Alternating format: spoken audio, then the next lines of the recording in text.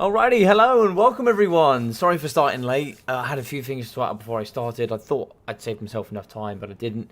But I had some crucial things I had to get done before I started. So I hope everyone's doing well today. We are going to be kicking off with a bit of celebration stream. Now we are going to be going with Chad Thorgrim up against Ninpin Venguin.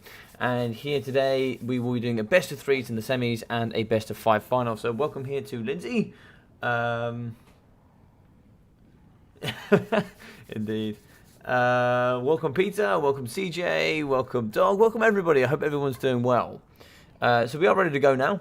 And we'll get through to a few things that I have to announce after this game. So we'll hop straight in it and we'll be ready to go. So how's everyone doing today? I hope everyone's doing really, really well. And I hope everyone has had a brilliant day.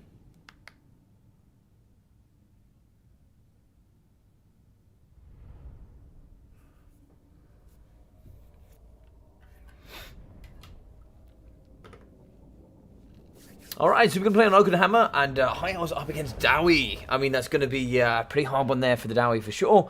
All depends on how you play it as the High Elves. But for the most part, you generally have good tools to use, and it should be pretty interesting.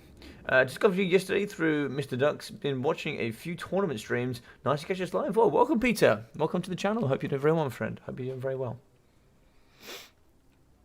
So it's going to be a bit of a celebration stream for things I will announce after this game. Due to being late, we'll start with that in the second phase. So let's crack on. So to the Flamesfire Phoenixes here in the sky. They're going to be here with fire magic damage, AP as well as that rebirth ability. We're going to be coming on with the bombardment spells as well there, which they can drop, which could do some devastating damage. I believe it's 10 per model here, which can be extremely strong. 10 indeed it is. We are going to be coming with the Warlines of Trace. Absolutely amazing. I love that indeed. We don't see those very often. Here with the White Lions for the front line, including here the Pure Main Company, with some archers in the back here, some rangers as well, maybe to deal with all of those slayers potentially. And in the middle here, we are going to have the Mage of Shadows and Mr. Tyrion. So the Mage of Shadows here with the Pit of Shades, the Penumbral Pendulum, and the Smoke and Mirrors.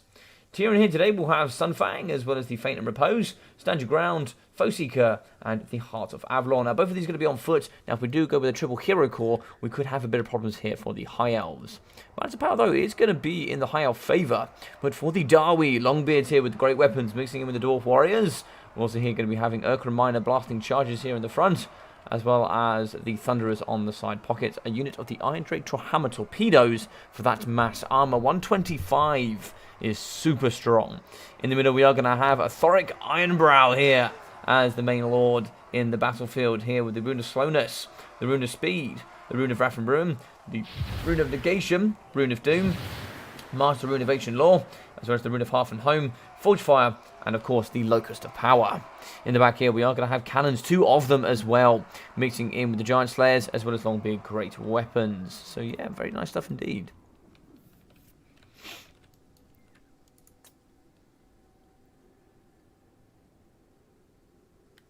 Perfect. Let's get it underway.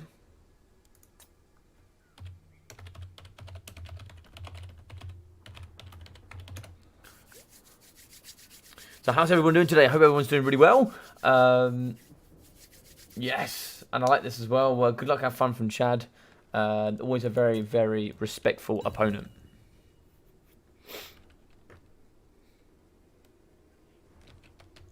Alright, so a couple of key threats in the sky. We are, of course, going to have the Flamefire Phoenixes.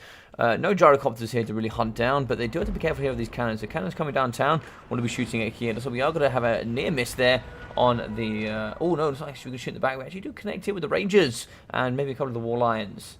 A couple of Rangers go down. 10 models indeed, so that'll be sufficient there for those when it comes down to all that healing. Oh, actually, no healing is present today, actually. Just the Major Shadows here with Penumbral Pendulum and the Pit of Shades. So Pit of Shades here in the middle could be pretty devastating, especially if you get it on top here of the Iron Drake or Hammer Torpedoes. If you get it at the right time, you do catch Mr. Chad Thoric out of position, or at least out of microzone of them, then we can certainly see some big damage. Cannons are shooting. This is a really nice build. We can see here some pretty wide elements towards it. Getting into the pocket is going to be quite difficult indeed. Blasting charges ready to go, and a bucket load of Longbeard, so we are going to have ITP just throughout the battle. Kind of shots coming through. Looks like we are going to aim for the cavalry here, coming in for the Lion War Beasts. Down to 15 models so far. And here we actually do have an the Eagle Claw Bolt Thrower in the back. 380 range for that, but we have 440 here for the cannons. So certainly going to be outranging. So here we are going to move ring, and we will actually having Thunder Fire on top of the Flame Fire. We do have Giant Slayers here in the back. Runic Slowness is going to come through. I'm very sure of it. Yes, it is. And now this beastie is more than going to go down. Look at the damage on the Iron Drakes. We are going to get big bomb drops here coming through the middle from both Flame Fire Phoenixes. One is going to break, and there's no healing here. So we are going to get some big bomb drops here coming out of the Flame Fires. Now, we might get a regrowth here. We might. It really depends. I think you have to drop below 10% HP. I need to be able to get onto that there. The second one is taking some tremendous damage as well. Yes, I have to drop below 10%. And then here we have a chance to pop that off. Healing there is... I'm not too sure the healing. It is going to be getting weak. It should be... Oh, and it does get the regrowth! Oh, that is amazing stuff. Amazing stuff. Lovely. So here in the back, we are going to have a Pit of Shades. We are going to run away. So hopefully the Pit of Shades... Oh, it's going to entrap them as well. That's some gorgeous damage here up against the Thunderers. And now we can move in with the Flame Fire Phoenix and do all the damage here that the gods want us to do up against those cheeky, very cost-efficient Thunderers. In the front line here, we are going to be moving in now with the infantry units, trying to see if we can get in and do some good damage there. Might be able to get some of the archers over the top. Maybe shooting the Naked Slayers might be the target. That is going to be the target. So great damage here in the middle. Blaster charge at the front, going to be ripping apart the lines of trace. And here we can hear the clang of the Rune of Doom going down here in the back. Plus 24 melee attack. Oh my god, did we actually get a double? Did we get a double regrowth? What happened to the other Flame Fire? Oh, there's the other Flame Fire. He will return. 940 HP. We do have to drop below 10% though, so we do have to be careful of that. And you see War Lions are in. We're shutting down in the back here up against the Thunderers. This should be the Sunfang through here. The Sunfang does come through, and that's going to hurt quite a lot of those units there, especially the Thunderers. And some good work here up against the Giant Slayers. Warbeasts are in. Warbeasts were fighting here up against Thoric Ironbrow. We do have to be careful here. It's going to be the Rune of Negation going and smashing through the ROR here of the Pure Main Company. Shadows are through. Now we need to get Tyrion here on top of from Chad Brow. If we don't get him on top of Chad Brow, we could see ourselves with some problems. But you know, that's going to come towards the later stages. Now here we do actually have some rangers. We kind of want to get them through here onto the Slayers. And same with the archers. They must be shooting here up against these key targets. Shattering is going to be the War Lions. They're going to get pushed over there. And the same could be said here for the Rangers. They're going to move over to the right-hand side with some more shattered units of White Lions. Thunderers in the middle as they're going to fire up against the Flame Fire Phoenix. Do we get a regrowth from this one? 50% chance. Anything here is possible.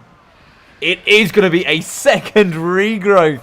No way! That is so awesome. One does drop, but we do have a second one here. He definitely wants to get out here and start pressuring on the Thunderers. They are now going to be crossfiring. Another Pit of Shades here in the back, coming in up against the Longbeards. Doing some brilliant work here so far. Now, the Dowie are going to be in the advantage, but for how long is the question? We do have Miners and the Grumbling Guard here, really putting pressure on top of the Major Shadows. Overcast from Thoric Ironbrow. Got to be careful there of that. Thunderers will be shooting here, and they have killed basically off here the Flame Fire Phoenix. Standard Gun going down, plus 24 melee defense. And unfortunately here in the middle, Tyrion is going to be struggling, but this was a gorgeous attempt here coming in from the DVD man. Great work there. A fantastic first game to start on, and really, really good work there from Mr. Thoric Ironbrow to keep himself in there with his crew and fighting strong as a knight-sized box.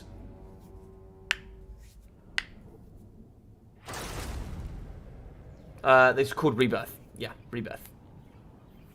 Yeah, Rebirth has a 50% chance of getting yourself back 2,400 HP when you drop below 10%. So some of them might shatter. So the biggest problem with that is you might shatter on 10% HP and then not get the opportunity to come back. But seeing both of them go off here was amazing. Really nice stuff there from Ninja Pingvin. We got 200 there on Tyrion, 750 there on the Major Shadows, 111 and 0, 37 and 260 there for the White Lions, with the Pure Main coming in at 400. 580 there for the Archers, with 317 and 230 there for the War Lions. 370 and 480 for the Flame Fire Phoenix, with 39 for the Eagle Claw Bolt Thrower.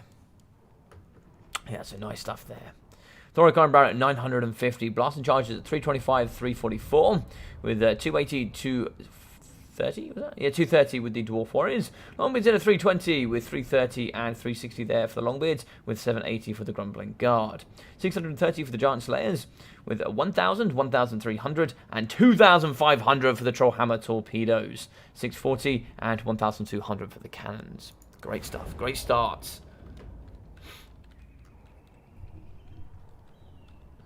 Alright, so through next. The Helgi once again paid for their betrayal. GG's, indeed, indeed. Indeed they did.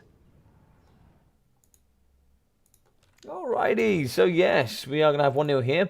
In the other semi-finals, we will come after this. We'll be having Bob Tresh up against Mr. I don't know how to pronounce this, but it's SINV, Sinv. Mr. Arthantep Priest, joining a new clan, which is pretty cool, So guys, if you are enjoying today, do feel free to smash that like button. It really does help here and kind of help spread out, I guess, the live stream, really. Or maybe the Dawners use less on, uses honor less gunpowder. Yeah, maybe. But yeah, if you guys are enjoying this, do feel free to give it a like. It really just helps spread out the live stream to the wider audience. Grom is very good, to be honest. Not faced him, but I'm sure I would lose. Oh, it all depends. Mr. Kraken, welcome.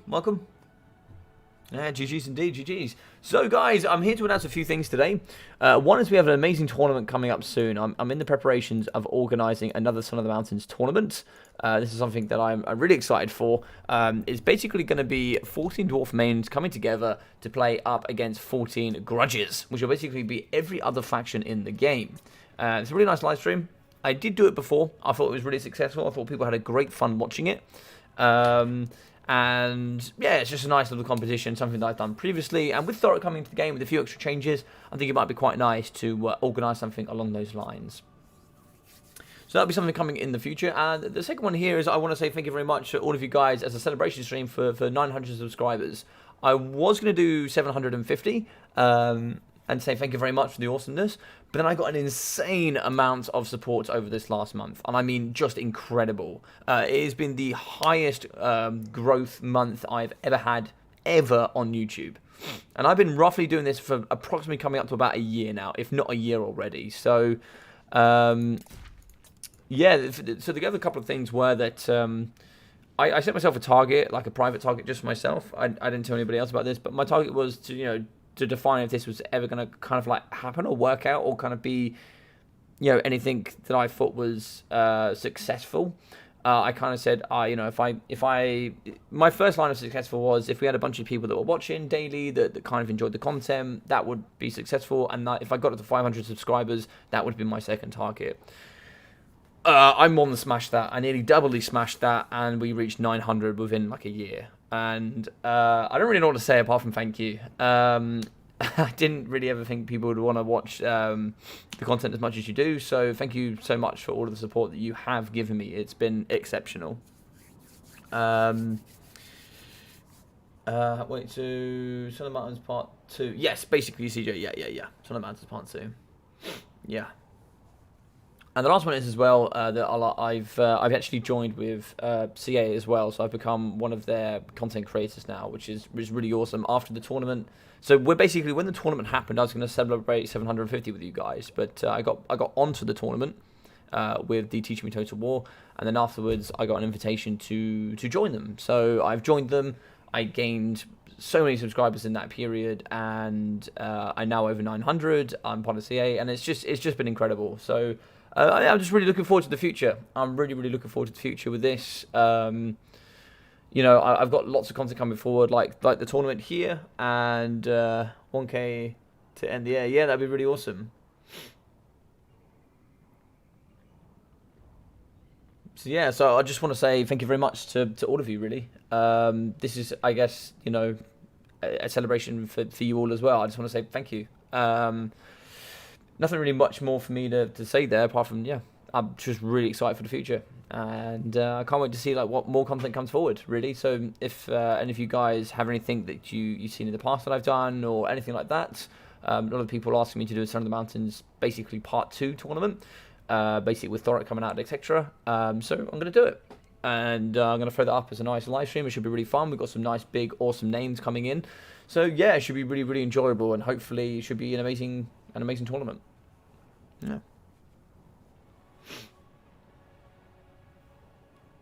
Good morning, Mr. Dan Underbrother. How are we doing, Scoots? And Glicia, Logic, who do you think beats High Elves? I always seem to lose or have to let them out. I mostly play TK, VC, and Lizardmen. Of those three, VC is not very good. I'd say that's your worst option. TK is not great either. I'd say Lizardmen is the best of those three options. Another good counter would be like Greenskins. Greenskins would be a nice counter against High Elves, I'd say. Yeah. Yeah, for sure. I think Bretonia could be good. I think otherwise, I think Bretonia can do quite nicely. Bretonia can have a good time. What else could do quite well?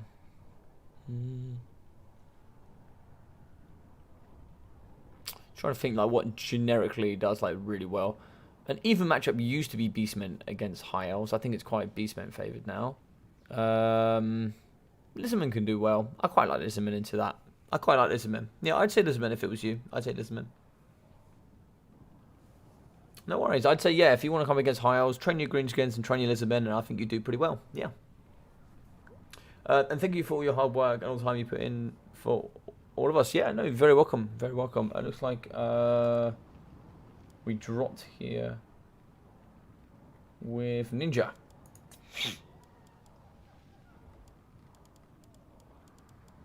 Ninja has dropped.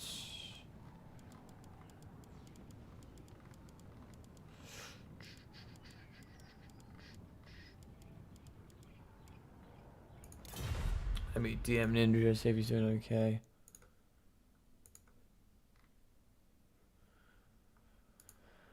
Alrighty.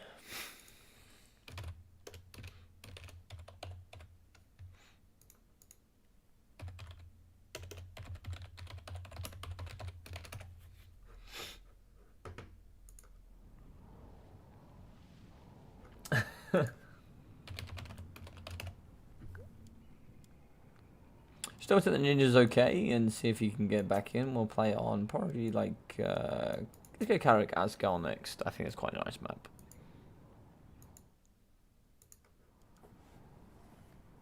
Are there any specific units to bring versus High Elves? I like to go Elite Infantry and Auras as Lizardmen, but not effective versus High Elves. I think that going wide as the Lizardmen could do quite well against the High Elves. I think with Greenskins as well, going relatively wide. I think that for matchup, most if you go Elite, High Elves are just going to out Elite you pretty much. Like for example, if we take for example some Masters of Hoeth, they'll be. I actually don't know how well they trade into Black Orcs. Actually, I don't know. Well done. If you wanted to take it to the next level, then perhaps make more knowledge about game.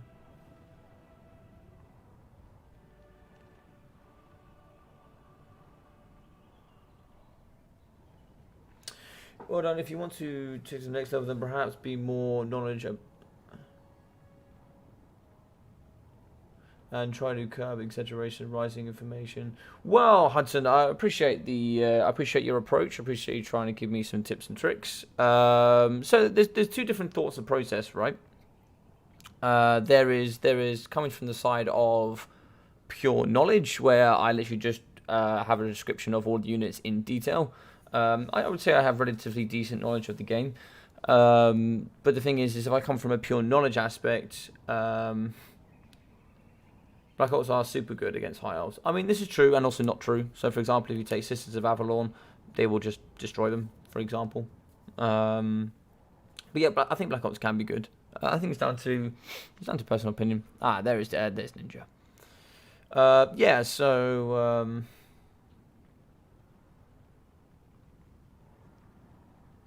I think there's different ways of kind of like doing content. For example, you can go for more of a storytelling, more sort of I don't know how to describe it.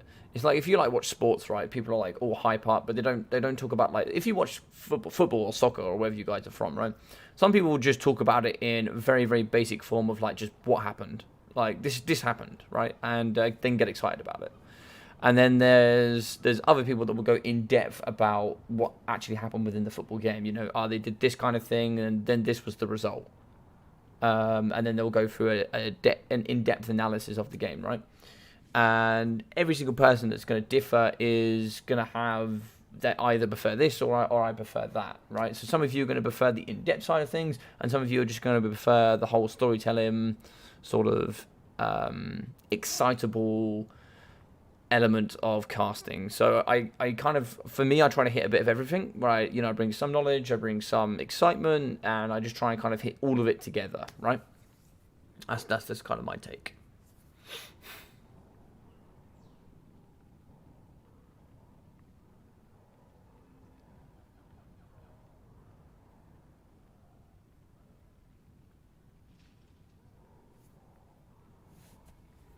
But yeah, there's multiple ways to do this sort of casting for sure.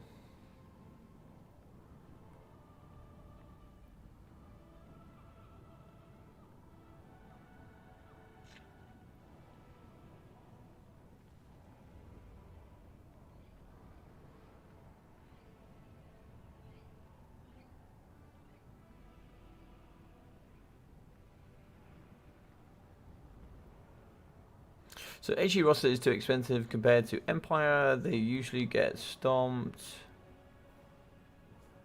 Most fronts they can't get to win neither in the infantry fight and most of the time or the cav fight.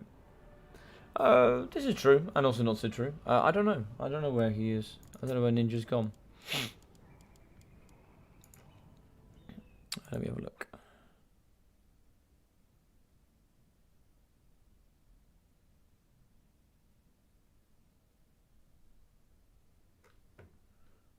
Wait, what's happened?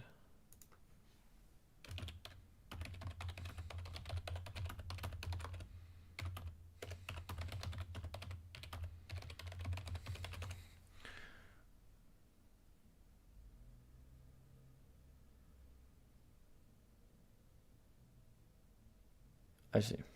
Right, I see.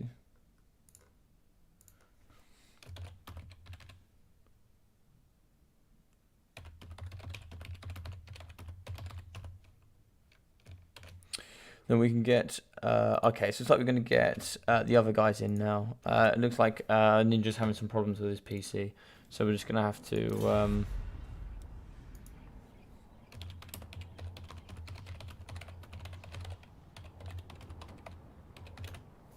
we will have to continue later, my friend. Adios. Indeed, indeed, indeed. Alright, let's go get Bob in here. Hello there.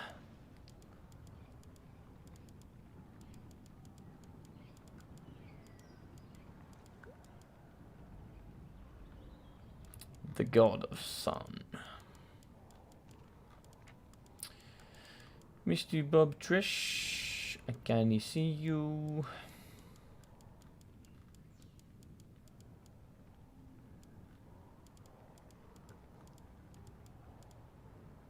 You see RTK Nutmeg. You guys have all these ridiculous names. I don't know who's who anymore.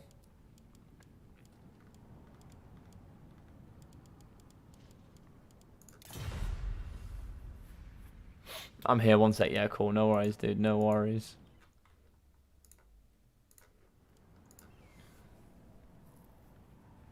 Hey, Texas Ranger, how we doing? What did the orange say to the knife? Oh, dear God, I have no idea. Hey, Evolutionary Gaming, hope you're having a good stream logic. I am. Thank you very much, man. I hope you're having a good day. Hope things are going well. I think as well, like for the chat as well, for chat for knowledge, when people are like asking questions, everyone's also going to have their own opinion. This is a massive game with a massive different variables about what you can't do, roughly. And people are going to have different experience at different levels of what they think is or isn't true, depending on what experience they have or haven't had. So, for example, you know, if I talk to a DM or I talk to maybe some other clans, they can have very different opinions about what they think is good, what they think isn't good, what they've practiced, what they haven't practiced, and the ways that they actually practice will also be different. Hello there. Alrighty, so we'll go here on the WARHAMMER.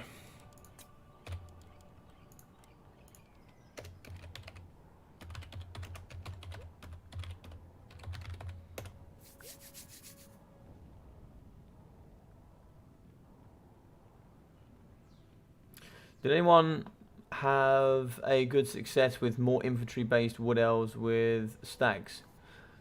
I think that there are some. So, for example, if we take it to a more beginner level of gameplay, I actually really like quite an infantry-based build for wood elves.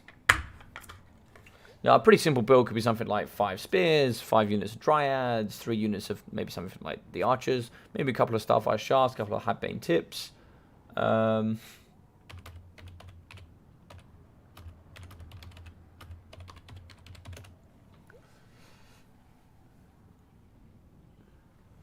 But yeah, I think that you know, I think as you get towards the mid level, I think that oh, and the other one is as well as going like cheap cav. So if you go sort of cheap glade riders for spears, you know, for example, if you lose a unit due to just maybe a little bit of bad micro, it doesn't really matter. It's going to be a unit that's sort of somewhere in the region between 4, 5, 600. It's a lot to micro, but you know, you'll get used to it. And if you make a mistake, it's not really that costly. It's not gonna throw the game.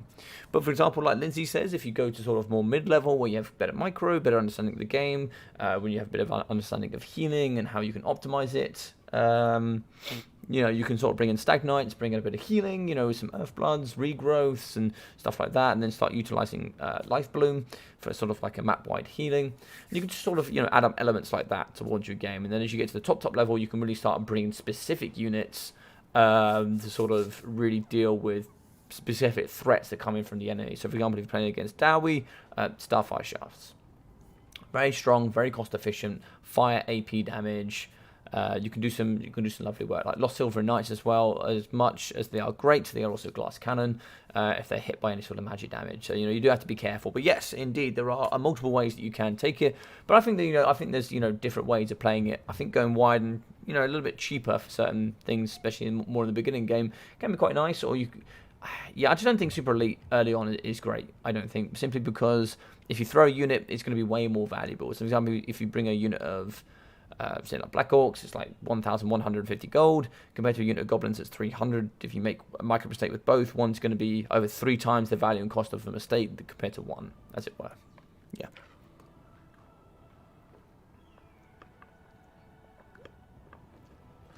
And sort of infantry, a more infantry-based front line also has a lot less micro. So, for example, if you're going in with a micro infantry, smaller front line, once it's pretty much just click and fight. It's not too much, you haven't got to keep your cav alive. For example, just having some skirmish cavalry with 15 armor. Let's say we take some glade riders with Hadbane tips.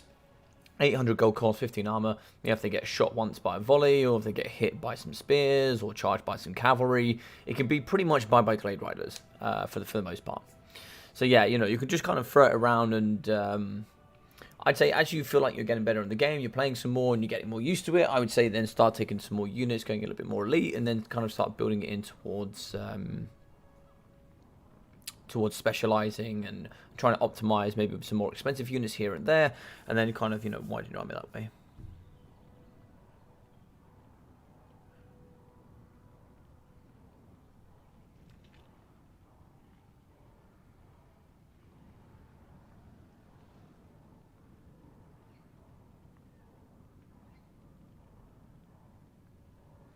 Maybe good to start with a generic army and always take that. Yeah, so for a while, I think that's a partially good advice there. I think for example, starting with an army like that, 5 dryads, 5 spears with shields. For the wood elves, taking maybe 5 starfire shafts, and then sort of 4 units of glade riders and a cheap spellcaster lord. You could even take Drycha, for example, who has a summon as well. And then just start with that and just play with that a couple of times. Get used to that army, see what it does, see its bonuses, negatives, and kind of what you can and can't do with it, as it were. And then just kind of get used to that force a little bit, and then just kind of in and around and learn a little bit more of the faction, and then you can start just moving elements around. You know, for example, start dropping some of the Glade Riders and putting in some Stag Knights, or you know, just maneuver it around until you find like a sweet spot for yourself.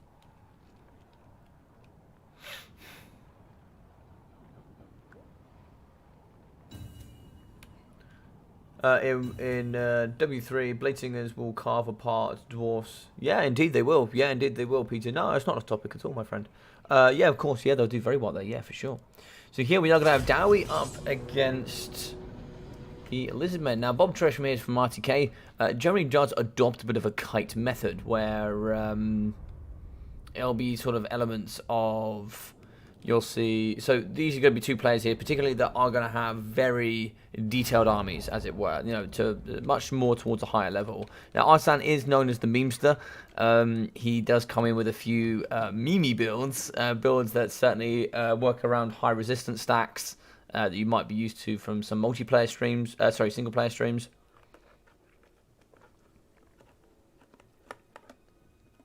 However, with Bob, he generally does play at the very top end level where he'll be specifically picking units and designing them towards beating builds. So from him, you might see like a double Stegodon with the bows. You might be seeing some other kite. Or he could go completely opposite here, try and throw everybody off and go for a bit of a push. I highly doubt it. Alright, so from the Dowie, we are going to be having Mines of Blasting Charges in the front. 4 units of the Thunderers mixing in with Slayers, 4 units of the Blasting Charge Miners, Dwarf Warriors, Urkra Miners as well, Dwarf Warriors, Miners, Dwarf Warriors, Miners, Dwarf Warriors, Thoric Iron Prow, and the Double Cannons. Yeah, pretty strong. This is, it's triple cannons. This is a very anti-kite build. And yeah, we've gone with Kite. I can just see Oxyotl, and I know we've gone with Kite. So, from the boys here, we are going to have Oxyotl here at the front with the Golden Bowpipe, as well as the Master Predator, mixing in here with the Chameleon Skinks, the Skink Priest, the Beastcaster as well, who's going to have the transformation of Gadon.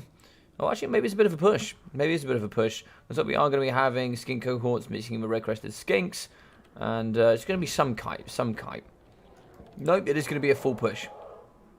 It's going to be a full push. Okay, it's very interesting. If it's a full push army, I don't like Oxyotl here, but that's my personal opinion. 4 units of the Feral Cob ones, the Clever Girls, they're very good here. Archosotek as well, with the Basilodon. We are going to have the Cauldron Riders in the sky. Quite a few units of the Archosotek, so it's going to be 2 of those. Yeah, pretty good. Yeah, pretty good indeed.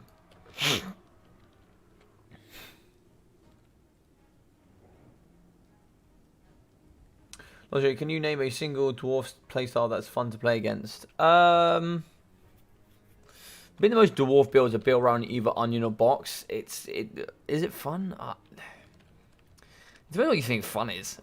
But yeah, I think like this looks fine. This is definitely going to be layered army for sure. Oh, regular miners as well. Okay.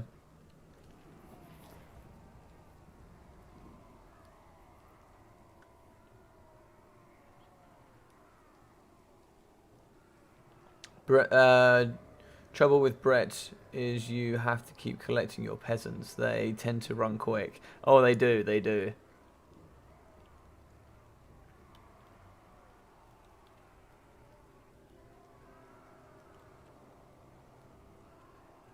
problem with Bladesingers, for example, up against the Dowie, very common counters, very cheap. Just Rangers. Rangers will do fine. They've only got 15 armor. You can shoot them.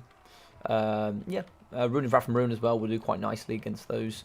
And because they have low armor, even things like Dwarf Warriors, 40 melee attack, 40 melee defense, 22 melee attack, they are going to be carving through the armor pretty nicely. They're anti-infantry, armor piercing. They do have magic damage as well, so you do have to be careful there, but they will lose, and they won't be very cost efficient. They're very cost efficient up against elite Dowie troops. They're not very good here up against mid-tier Dowie troops, because there's just going to be waves and waves here. Like, for example, Bladesingers, they would do okay here. 1 unit of Bladesingers would do okay, but taking 3 or 4 might struggle, for sure. And this is a very interesting setup. Very interesting. Alright, looks like we're ready. But I appreciate the tips coming in from Hudson. Looks like yeah,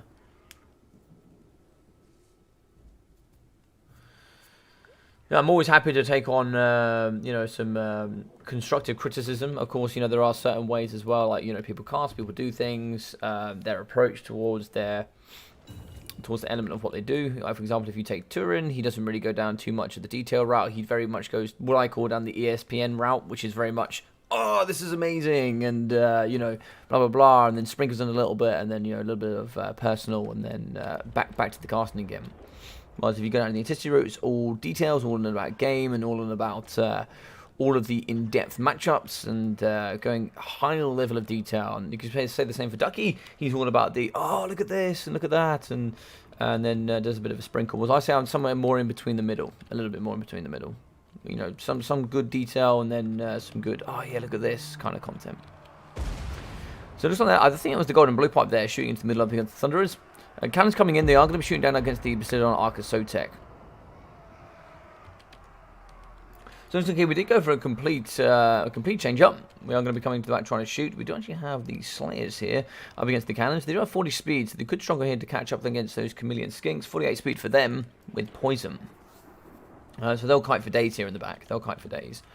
Thunderers are ready to go, and there's really not too much to shut them down.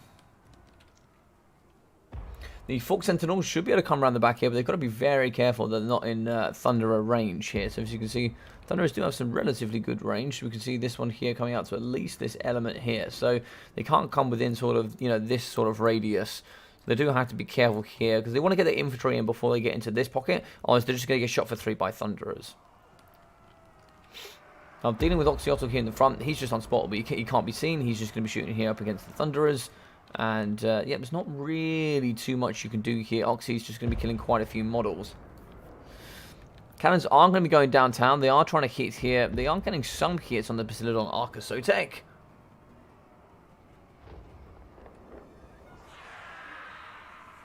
Hey, Pantelanard, how we doing, my dude? How are we doing?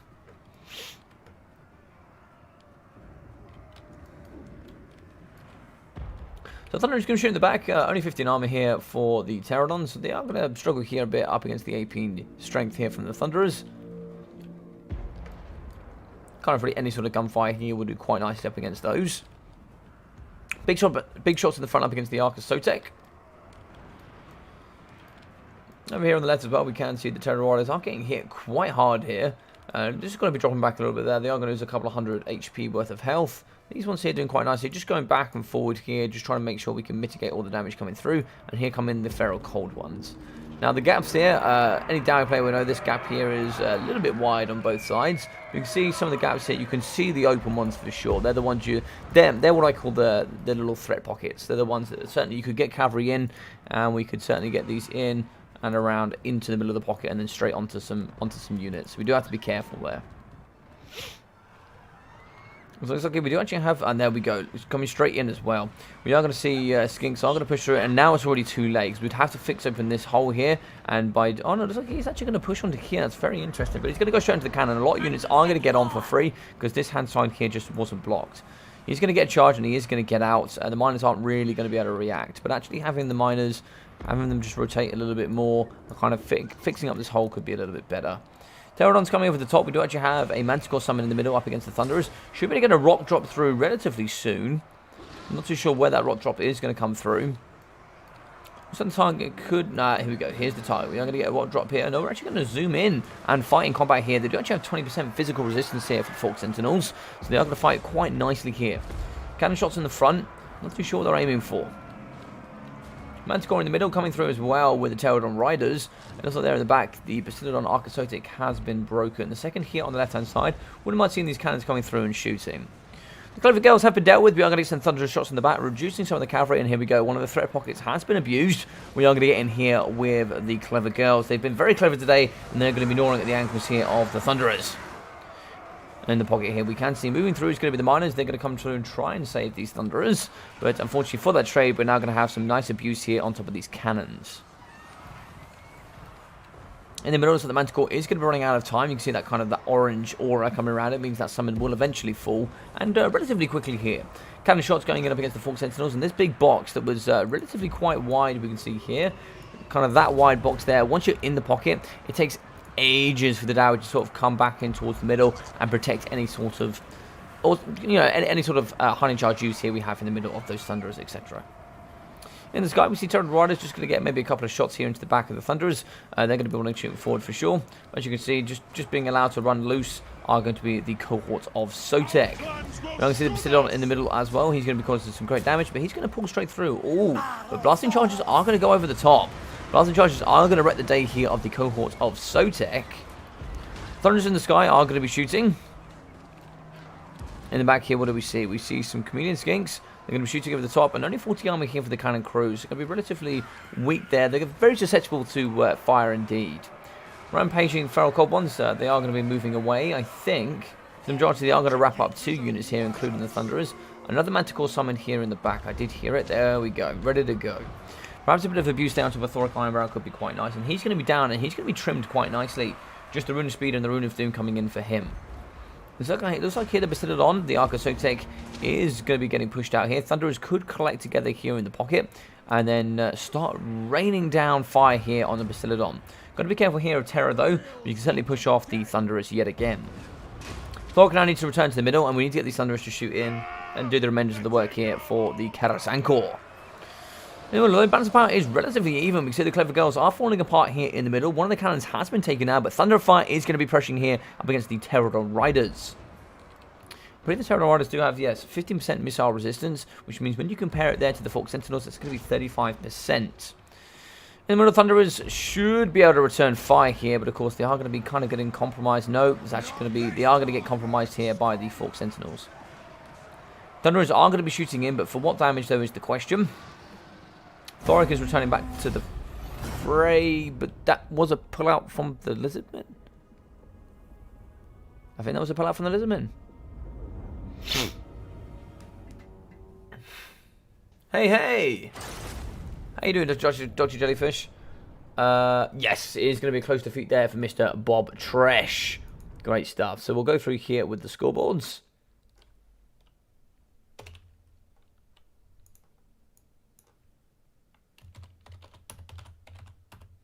Yes, thank you very much for telling me there, Mr. Jellyfish. We had a dropout there, a bit of a PC problem coming in from Ninja Pingfin, because so we had to quickly jump over here and sort this out. So let's get this going.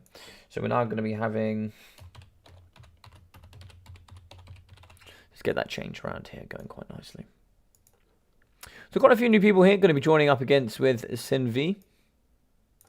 I believe another Spanish clan, I think. Coming back here into the game, which is always nice to see. Always like to see clans coming out here.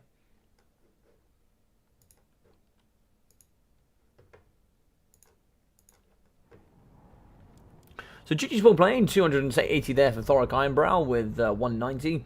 We got 440 and 380 there with 208 and 350 for the Miners of Blasting Charges. Urkeron's in at 308 as well. So coming in at about 300 apiece, and some of them relatively healthy. We saw the Miners there with 192. 260 there for the Dwarf Warriors, 320, 320 and 150. Second Miners in at 250. Slayer's in at 880, sorry, 780. And then what else do we see here? Thunderer's in at 330, 450, 450, and 630. Cannon's in at 860, 940, and 440. Yeah, so good work there. Nice stuff coming in from Mr. Artisan Tech Priest West.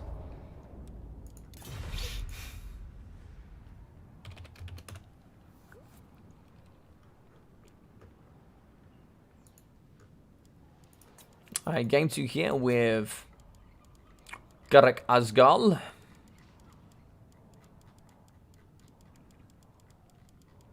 If I can find it. Alright there, Garek Asgal is going to be the next one.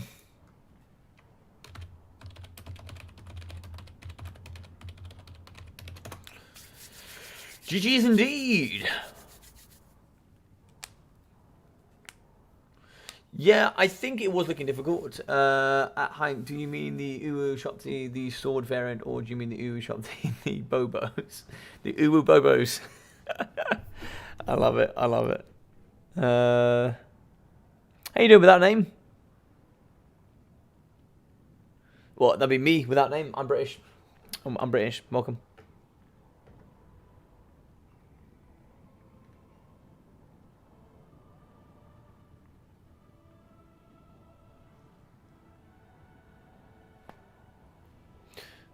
Let's have a look here. It's quite a big nerf of Dowie magic resistance will only apply for spells. I think there will be some changes towards that for Game 3. There will be some changes. I see not only Penguin have problems. Some feedback I have is you please never say Uwu Shopti again. Why not? Why not? What's wrong with the Uwu?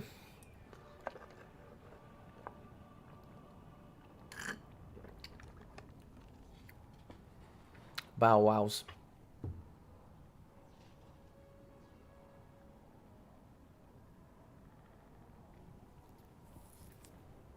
Yeah, it's a nice little game between those two.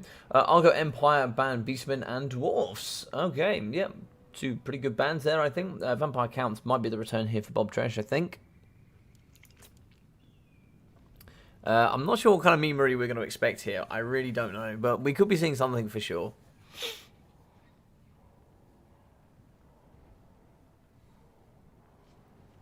So yeah, also the quite nice thing as well, of course, with Turin & Co being sort of away from the multiplayer scene here for Warhammer, coming through for, I don't know when we'll get early access, but hopefully me and Ducky will get some good early access, maybe with some of the other guys as well, so maybe with Intisty and a few others. So we should hopefully be able to get some good early game multiplayer kind of stuff out as well, which would be quite nice. Once we do get some hands-on, we'll be able to just hopefully give you guys some really nice stuff to go forward with, which should be great. I'm looking forward to Warhammer 3. I've seen a lot of the mechanics now, and they look really, really fun, and I'm super excited to get involved. It should be really good when it comes out here in February. I am really excited. I don't know what you guys, so if you guys had one faction that you could put into this game right now that only you could play. So let's say you had one of 7 factions, and you get to pick one of those 7 factions that you get to play in this game, and you get to play it now. What is the one you pick, and why? Which one do you pick, and why?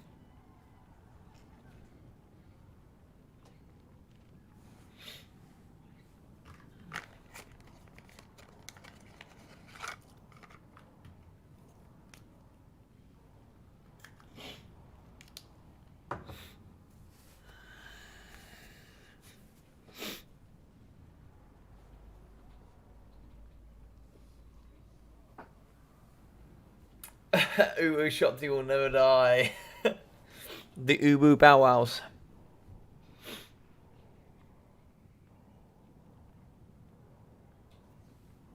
Cathay for sure, they look so cool and well inspired. Yeah, man. Yeah, oh, Chaos United. Come on, you have to split one. Kislev for making beautiful 20 stacks. The banter stack, as we like to call it here on the channel. Nurgle.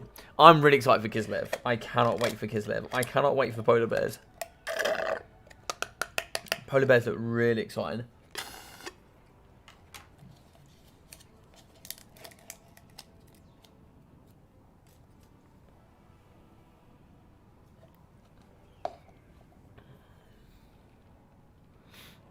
Yeah, I'm excited for Kislev. Kislev and Cathay look super exciting. I can't wait. Sinesh, because I'm kind of a pervy woman. I love that honesty there. I love that honesty, Lindsay. I love it. Cathay because dragons and stone mechas. Yeah, the what are they called? The Sentinels. These Sentinels look so flipping awesome. They look so goddamn cool. Hey, Larry man, how we doing, my buddy? How we doing? Cathay only likes pistoliers. Well, I think Grandpappy Nurgle is the oldest of the Chaos Lords by a significant margin, actually. I think he is as old as time itself, which, you know, would kind of make sense. If anybody is going to dominate of the four gods, I think it probably would be Grandpappy Nurgle, for sure. For sure, Chaos United is the 7th faction under Be'lakor or Archie. Well, Chaos Undivided would be Chaos, yeah. Would be just the regular Chaos, yeah. I guess. I'm stoked to play Nurgle and just literally absorb all the Daka. Yeah, indeed, man. Grandpappy Nurgle, man, the way he was kind of like picking those Nurglings out of his stomach and just launching them. Oh, man. Oh, man. Savagery. And I know it's on ultra unit size, but 14.8k health. That boy is tanky. He is tanky. When you see Grandpa Nurgle just kind of roll up the Plague Father, when he just kind of just rolls up, I'm just like, oh yeah. Ah yeah, this is disgusting and amazing all at the same time. Alright, so for the Empire, here today we are going to have all the unbreakable men of Sigmar coming in with their flagellants. We are going to have quite a few of the memesters indeed. For those mixing in here with spearmen, some with shields, some without. We are going to have the Temple of Luminarch. Look at this thing in all of its glory. So we are going to be memeing here today. We are going to have the Net of Amantok, the Locust of Hish, map-wide reduction in mana. Also coming in with the Aura of Protection, so when you do have above 50% mana, we will be having 10% damage resistance in a 40-meter radius. Here as well, the Meme Tank, Unbreakable, Terror, and also 445 armor-piercing missile strength, mixing in with a Warrior Priest here with the Shield of Faith, the Soulfire, the Hammer of Sigmar, and the Scroll of Shielding. He's also going to be having the Banner of Eternal Flame here for that increased base weapon damage and fire damage as well, so very interesting. Here we are going to have the Jade Wizard, here with the Power Stone, the Shield of Thorns, the Earthblood, and the Life Bloom. And for the man himself, we are going to have Volkmar the Grim. He will have the Grand Soulfire, the Grand Shield of Faith, the Grand Hammer of Sigmar, Banishment of the Jade Griffin, and of course all that unbreakable stuff as well. So when I played the Bony Boys, I do apologise. My nose is all over the place. I think the cold here as well, because it's getting pretty cold. I think the cold here as well is really fluctuating with my health, but not too bad so far. But the way I kind of broke apart this build is I attacked the Temple of Luminarch first, and then kind of broke it apart there, because we have an unbreakable Steam Tank and an unbreakable Volkmar. So yes. So for the VC, we are going to have Fellbats in the Sky, mixing in with Blood Knights. One on either flank here. A bunch of the nice zombies in the front. Mixing here with Graveguard Great Weapons as 3 units, as well as the Double White King here on horseback. We are going to be having Heinrich Keller, which is the normal choice here in the matchup. He will be here with, let's have a look, the Lord of Undeath, the Raise the Dead, Gaze in the Gash, the Invocation of the Heck, the Chaos Tombblade, Curse of the Undeath, and Master of the Undead. So quite a few units indeed. We are going to have some shots going in up against the Blood Knights, but this core here in the middle has to stay tight together. If it doesn't, it can certainly fall apart. Hexrace as well with the Chillgeists. Chillgeists are really, really gorgeous units. Really, really nice and fun as well, actually. They do come in with a Chilling Aura. They get a 35% speed, and of course that mass physical resistance and terror. Over here on the side, Invocation will be healing up the units. 45 is going to be topped up to max now. So those cannons here are going to be quite difficult. Looks like there might have been a gaze coming through there, but perhaps not. Now, you see, if you keep your characters here out like so, you are going to find it a bit of a problem here. Ooh, what was that aiming for is the question. Not too sure. But one of the problems you can find is if you leave your infantry like so here at the front, with your heroes in behind, with your cores on the flanks, you are going to find the middle pocket is going to suffer here. You're going to be having Volkmar, Steam Tanks, the Temple of Luminarchs in nice and close and ready to go. Temploff needs to turn and burn here, though, if possible. And so we are going to be coming in for the attack on the Temploff. That is going to be the one to take down. It is going to be kind of the kink in the armor here between the lots. The Grand Shield of Faith, the Shield of Faith as well, so 40% damage resistance, plus the 10% here coming in for the Temploff Luminarch. As we come in, that'll be 50% damage resistance here as well. A nice scab strafe down the line. We are going to be deleting here up against Spearman. The Hammer of Sigmar for plus 24 melee attack, 45 melee attack, 44 melee defense here for the Spearman as they fight here up against the Temploff. Oh, there's going to be a banishment here with the horses coming in as well. That could be really bad there for the Chillgeists. Banishment is going to be going from left to right here, so that's going to be a bit of a problem. But now it will kind of randomize here a little bit, but we're not really going to be hitting here up against the Chillgeists. So we are going to be having the Shield of Thorns, plus 20% damage resistance. And it looks like here, or should we say physical resistance, and we'll also be having that 30% damage output. So here we are going to have the White King, Steam Tank, and the double White Kings, and oh, Krell, this Krell, right? Krell fighting in the middle. We are going to be chasing off Heinrich Keller. Here in the middle, we are going to see the Temple of Luminarch firing into the middle here, up against the White King, etc. I don't know if he actually hit there up against Volkmar. In the back, Blood Knights are going to be charging here into spears. We have the unbreakable men of the Sigma front line fighting here up against all of the undead. They'll chew apart zombies, and they'll do handling here up against Graveguard with a bit of assistance here in the front line of melee attack increases. On the right-hand side, we do have Heinrich Keller fighting here up against the Flagellants. But of course, with no range, this army is going to be very tough to pull apart. Here in the middle, we do see Blood Knights, we do see the double White Kings, and I'm sure Crow in the middle here. Here comes Crow with this nice big... That's just a massive blue battle axe here in the middle as he tries to carve apart the steam tank. Now they are trying to get in and around the Templar Luminarch, but they are going to struggle here just a little bit. Now it doesn't matter if you slow them here using the chill guys, they're going to try and stick together anyway regardless, so it's not too bad. Try to see a second banishment here at some point, maybe try to see if we can clear out some of the Blood Knights, or maybe try to see if we can clear out all the Graveguard. It is going to be a heal here. We have actually terrified the Warrior Priest. Now, it all comes down to him. Is he going to be able to stabilize here with the Shield of Thorns increase? Earthblood as well. Could we get a regrowth over here? Looks like he is going to stabilize. He is going to stabilize. Do we have regrowth? We do not have regrowth, so we are just going to have to keep popping Earthbloods here in the middle. Chill guys moving through. Looks like they're going to move out here to sort of the right-hand side of the map as we come in here with the heroes from behind. We see the steam tank over here. I'm not sure what this green aura is. That's actually going to be the Shield of Thorns. That's a really nice green aura. I've never seen this before. But nice work there in the middle. We can see the blue here for the summons. Scab Scraff in the back going through all of the infantry units. That's a really nice Scab Scraff there. In the middle here, the Jade Wizard is going to be a little bit on her own. We do see a net coming through from the Luminarch. That should be able to net quite a few units in as we draw out with him. We're trying to see if we get an Earthblood here in the middle, heal up some of the entities, keep those Flagellants going at the top mark possible, fighting here for Sigmar to the very, very end. So it's going to be another recharge here coming in for the Blood Knights. 2 units will be just crumping here in the middle. We do actually see Volkmar alongside the steam tank fighting up against the Chill Guys. Looks like it's going to be an Invocation there for them. Invocation on top of Ethereal units is very strong indeed. No way, we're actually going to terrify the Luminarch. I didn't know we could do that. The Soulfire, and I think a Grand Soulfire coming here in the middle as well, is just going to delete all the zombies. And we see big damage here from Volkmar and the steam tank coming up against Heinrich Keller. Blood Knights are going to pin in and allow Heinrich to retreat.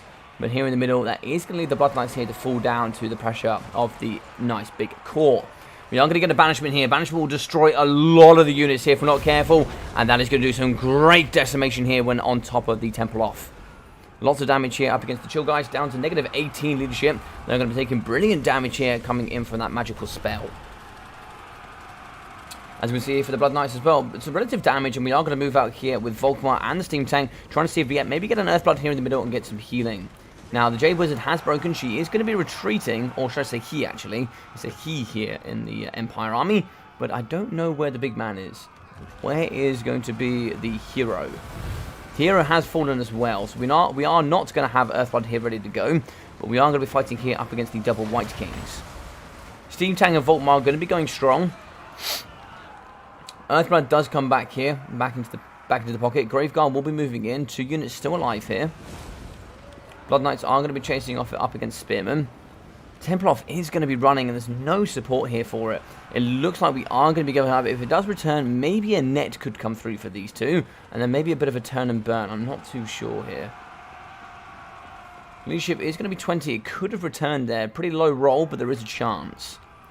Dying is going to be the Chill Guys, negative 5 leadership. They are going to be falling pretty quickly. Maybe some support here for the heroes with Encourage. Yes, they do stabilize. Nice work there. Also, the charge in the back whilst we chase off can be quite grand. So we are going to be fighting up against Kemmler. We are going to be walking back with the Jade Wizard. What's this running? Looks like we are going to be running now. It's going to be a bit of an assistance there coming in from Keller. Trying to see if we can help him back into the front line. Graveguard going to fight up against the Steam Tank. Banners of Power is actually going to be in the favour of the Undead. But not too much here. Not too much. We are going to see the Healing Cat coming out of Kemmler. And here for the Blood Knights as well. They are going to be starting to struggle. It's like we are going to get an Earthblood here, trying to heal up all of these entities. We are going to see a healing cap coming out of the Jade Wizard. As we can see here, look at these Flagellants. They are super weak, but they are fighting like absolute champions. Charges here from the Blood Knights up against the Spearmen. They are going to be wavering. They're going to be under 3 leadership. They are going to stabilize, but not tremendously well. Look, it is going to be a Grand Soulfire here in the middle. They should do lots of damage here up against the outside, especially up against those Graveguard. There's no damage here up against any of the Empire troops. In the back here, the Chill Guys are going to try and clear out and terrify him because the Spearmen. They're even going to shatter them to some nice work. Bands of Power pulling back to the middle, actually coming a little bit into the Empire favor here with a bit of healing, but we are abusing the Jade Wizard. Mobility is going to be on the advantage here of the Undead, and they are trying to clear out here up against the Jade Wizard. If we can get the Steam Tank in, we can certainly do some good work, but we've really run out of infantry here. We're out of infantry really hard. The Steam Tank is going to charge here up against one single White King. We are going to break and also shatter there some Spearmen. Volkmar is going to be going. It looks like it should be a win here for the side of the VC. We are coming in with a healing cap here with Volkmar. Plus 24 melee attack. The Chill Guys, they're still strong and going. 94 speed for them. It's going to be terrifying when it comes to chasing off the Jade Wizard. Heinrich's coming back in. We kind of need to kill one of the heroes of the Lords here. They're going to be at healing cap as well. Well, not quite. They've got a little bit of extra health in there, but not too much. Healing cap is now visible for all of them. Big hits going down on Volkmar, and this is where this is the kind of the part of the game where Volkmar struggles up against kind of single entity like heroes and monsters. He just really doesn't do well, unfortunately. But on in as well as they are going to charge. It looks like here we are going to get a Grand Shield of Faith. Plus 24 melee attack here for the Steam Tank. I don't know. This is looking pretty close. I would think it's going to be a pretty comfortable win here for the VC. A great attempt, though. We are actually going to shatter the Spearman, and now we've shattered the Jade Wizard with 41 health. In the middle here, we are going to be charging with Volkmar as we do catch the backside here of Heinrich Keller, but then we're going to side charge here with the White Kings. We kind of need to just kind of bolster on top of one here and just take out one of the heroes if at all possible. We do have 446 missile strength. We still have lots of ammunition here for the Steam Tank, so if we can turn and burn, that wouldn't be too bad. Blood us in, they are going to charge here up against the Steam Tank. Damage resistance there for the Grand Shield of Faith. As you can see here, taking damage are going to be the White Kings. They are going to be suffering. We are losing Graveguard as well as we speak. Now, if we could get a Soulfire here, we could do some... Ooh, big damage here coming in for the Blood Knights. Blood Knights going to be down to how many models here? 17 models. We're really close there with those. Graveguard, they are losing models. 16, 410 health. They are going to be dying over time. And we are going to be charging out. Volkmar here is only going to be having 1.4k. He's still healing, apparently. Surprised he's not a healing cap just yet. I don't know what we've got left here for him. He is now officially out. Steam Tank, still 5.4k health. Excellent stuff. We are going to charge here. And here we go. We are going to have a Grand Shield. Sorry, we are actually going to have a Grand Soulfire here in the middle. Soulfire is going to catch a lot of the troops here. That's going to do some lovely work up against the Graveguard. Really damage here, 480 health there. You saw a massive chunks flying off Volkmar the Grim, and here we could see him finish. 33 health, and that will more than likely be him going down here now. So the big man falls here.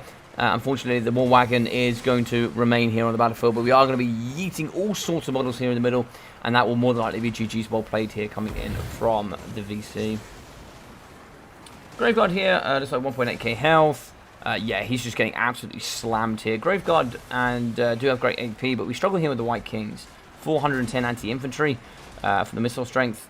Yeah, it's pretty tough. It's pretty tough. Yeah, so Artan is going to drop out. So GG's well played here to the big man of Sigmar. He gave it a valiant effort indeed.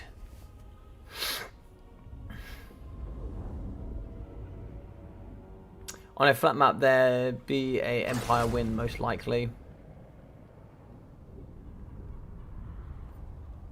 Yeah, if anyone wants a good Empire build, sorry, Empire build. If anyone wants a good VC build against Empire, this is a pretty decent one, I would say. I've never seen the Chill Guys use too much, but this in general is pretty good. It's pretty good. For sure. This will help you catch Pistoliers, help you catch Outriders. Yeah, so I think this is pretty good overall. Overall, it's pretty good. Also, the Blag of the Floodkeep here, 22% missile resistance. I think it's actually 20% now. But 20% missile resistance when you're not engaged in melee combat can be quite nice here with 110 armor and bronze shield. Just, you know, makes it really hard to shoot Blood Knights, etc. So 900 there for Heinrich Keller, with 2.2 and 2.2 there for the White Kings. On horseback is definitely the way you want to take them. Having that mobility around the battlefield is really great in this matchup. 93, 28, 78, and 115 there for the zombies. 1.2, 1.8, 1000 there for the triple Graveguard. So 1.1 and 1.2 there for the Blood Knights. Chill Guys in at 1.2, with 22 and 150 there for the Fell Bats. I think what you really want to do is kind of get you kind of wanted to net the Chill Guys and then banishment them if you possibly could. Because removing those is really nice, if you can. 5,670 damage value for Volkmar the Grim. The man, the myth, the balanced legend here in the multiplayer scene. Oh my god. Yeah, really well played. 53, 190 there from the Warrior Priest. 2,900 for the Steam Tank. Only 250 there for the Temple of Luminite. No shots really coming out here. I think deploying a little bit further back, giving some more flat map to shoot here with the Temple of Luminite would have been great. 250. Is that 250? Yeah, 250, 320, 350, and 170 for the Spearman. For Gelatin at 350, 520, 818, 750, and 940. Now, if you add up all the resistances, you have 20% damage here from Volkmar, 10% from the Luminarch, another 10% there from the Warrior Priest if you use the Shield of Faith. You also get another 20% damage resistance there for if you use Shield of Thorns. So it's going to be at least 70% physical resistance there. I believe there's ways to get more as well, out of my knowledge right now. I think I remember sort of Arslan telling me this was kind of like a 90% physical resistance build. Trying to think where the other resistance would come from. Not too sure, but that seems to be, you know, at least 70% damage resistance, 50% damage resistance, 70% physical resistance, which also includes, you know, missile, but that's not important here. But still, it's a really, really nice build, very, very memey, and it's amazing. But 5.6k for Volkmar, god damn it. What a build, what a build. Amazing stuff.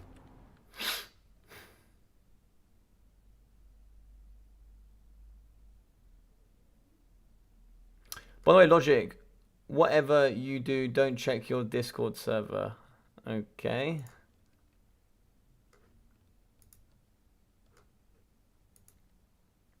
I won't.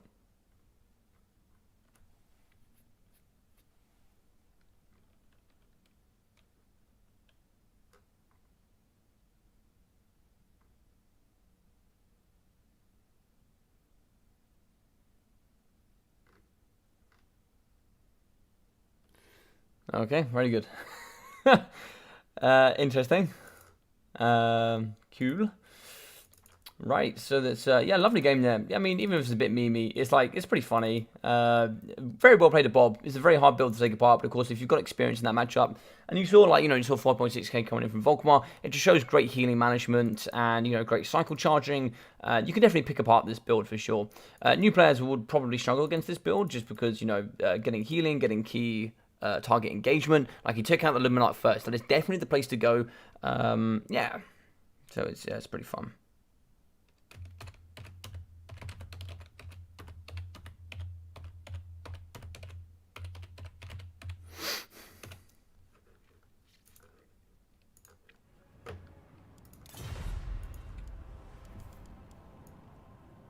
So the next map here is going to be, we're going to go into Prague.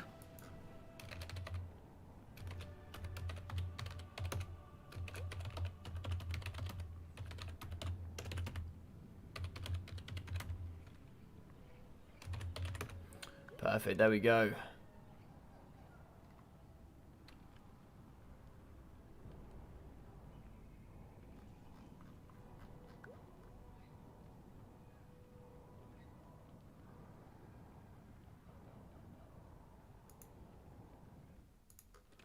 Fantastic. So how's everyone doing today?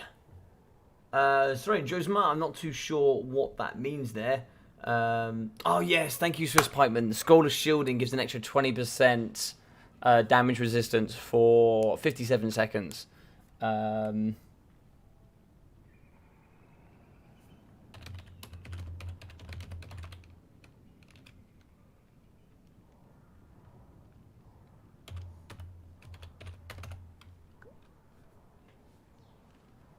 It's band 2 in a best of 3, my friend.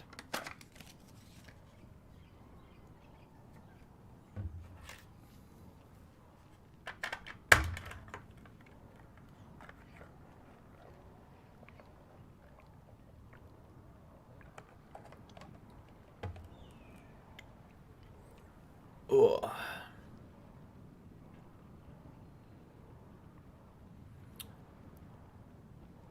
Well, good afternoon. Good afternoon. How is everyone? Hope everyone's doing well. Hey, Geeks Howard. How you doing, my friend? Shame we can get you on here today, but how you doing, my friend? Hope you're doing well. Hope you're doing well. So So yeah, yet again, thank you very much everyone for all your support. It's been really awesome doing all of this. I've been really enjoying it. When I came in very fresh here to Total War Warhammer 2. If any of you guys saw me at the beginning, I mean like at the very beginning of my journey, for me, I didn't really know much about Warhammer. I never really played it. I started casting it. I got into it. I really had fun. I love doing my legendary campaigns. I really enjoyed them. And then Ducky kind of coached me over to come do some multiplayer stuff, and I've really loved it since. And within the year, grabbing 900 subscribers from all of you lovely people, and meeting all of you in the community as well, it's been insane. And now becoming the partner with CA and all of these extra elements that are coming in, I'm super excited for the future. We've got some big stuff coming forward. I think Ducky's also hosting a really nice tournament. He's got a $1,200 tournament that will be happening over the next couple of weeks. I believe me and Wicked D are going to be referees for it, so that should be really fun to be involved with. We've also got the Son of the Mountains tournament, which will be really great, which will be having a bucket load of streamers coming involved to play, and then we'll also be having some of the best Dwarven players in the game participating. So you'll be seeing the most elite Dwarven gameplay in the game, and then you'll be seeing, on the flip side, if you like seeing the Dwarves lose, you'll be seeing some top tier players trying to take them down. So you guys can kind of support either side. It's up to you.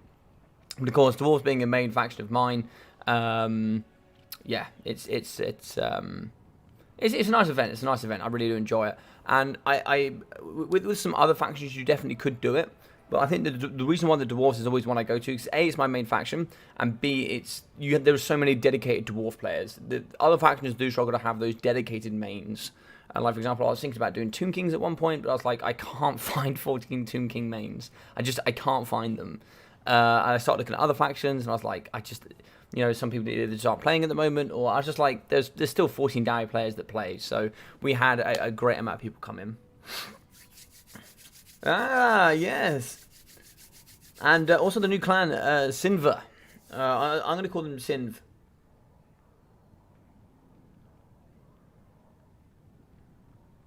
Not that I speak much Spanish. I mean, Lindsay, you probably speak more Spanish than I do. You probably speak more Spanish than I do, so that's all that matters.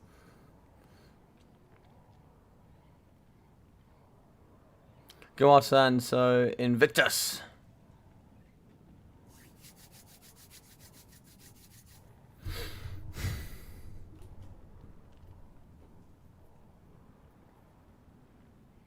Big honk. But yeah, I hope you guys are enjoying all the stuff. And I don't know if there's, did someone say Tomb Kings? Indeed. But yeah, I think in the next game in Warhammer 3, I want to focus on, so a lot of people go, oh, this faction and this faction and this faction. I think the reason why I did the Son of the Mountains tournament is that I kind of want to showcase all of the, or at least with all 22 factions we're going to have, I want to showcase as many of them as possible going up against every other faction in the game. Where you get the best of the best players playing your favorite faction, and maybe even you can play as well if you really wanted to, where we can get just those guys playing 14 games on a live stream for you all, where you can just see the best of the best playing in every single matchup. And I just think it's really fun, if you're a Wood Elf main, you can get behind the Wood Elves. If not, you can, or in this case with the Dowie, you can get behind the Grudges. If you want to see the Dowie lose, I don't know, it's pretty fun. It's pretty fun, and it kind of like reunites the community. And we've got people from RTK, we've got people from Son of the Mountains, we've got people from DVD. You name it. People have come from all over the place to come in to play for the Dowie, and it's going to be the same there as well for the Grudges. So it should be really, really fun.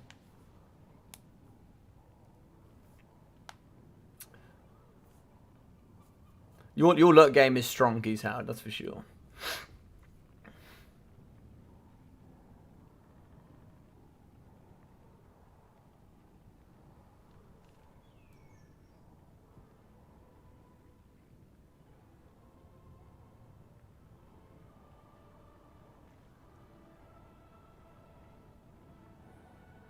Amazing. Well, Josa, if you guys want to get yourselves onto the tournament scene and you want to do some sort of promotion for yourselves, do feel free to get in touch with me. I'm sure I could try and see if we can at some point host a tournament for you guys. Maybe up against another clan at some point. I'd be happy to do that for you guys, and I'm always happy to help people sort of promote their clans here as much as possible. Maybe put some gameplay out from some of you guys as well. Yeah, for sure. We can certainly talk about that in the future.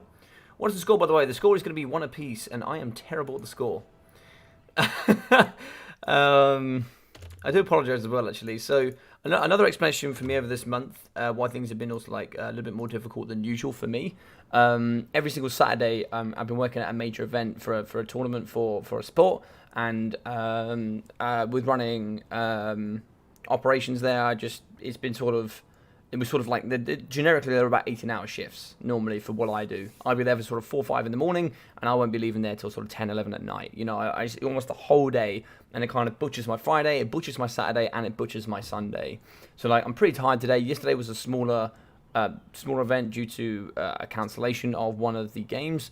But even with that being smaller, I was still there for, 12 hours. So, 12 hours is still, by any standpoint, a long shift. But it just kind of like butchers a third of my week, if not even more than that. Even nearly up to half of my week kind of gets destroyed because I'm doing like 18 hours in one day. But I love doing what I do there, so it's kind of, I do it for the money, and I also do it because I love it.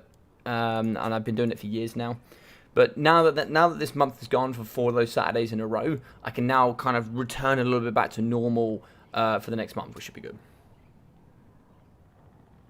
How could there be 14 Dowie mains? We actually have loads of Dowie mains. I sat down with some of the Mountains Gone Brindle, and we listed off about 20, but a couple of those aren't playing, yeah.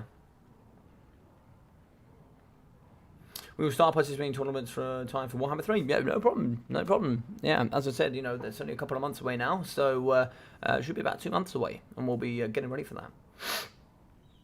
Only 4 corners on a map. No, Lindsay, you don't understand. You don't understand. The dwarves make corners. You think there's only 4 corners because that's how you think like a wood elf. You don't think like a Dowie. Dowie make corners that you didn't even know existed. You didn't even know they existed, Lindsay.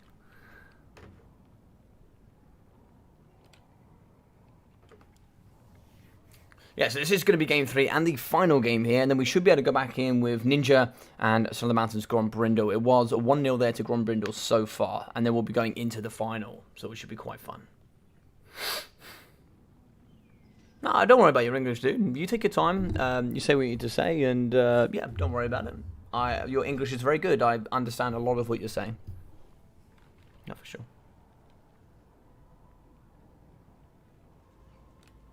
I don't have an exact date, but it should be mid-December. It should be sort of 2nd to 3rd week. It should be, yeah, probably 2nd to 3rd week. So somewhere in between the 15th and the 20th. Probably somewhere around there is where I'm hoping to host the tournament. Roughly, yeah. Exactly, dog. Why camp in a corner when you can be the corner? I was born in a corner. Molded by corners. You merely adopted a corner. You don't understand where I come from.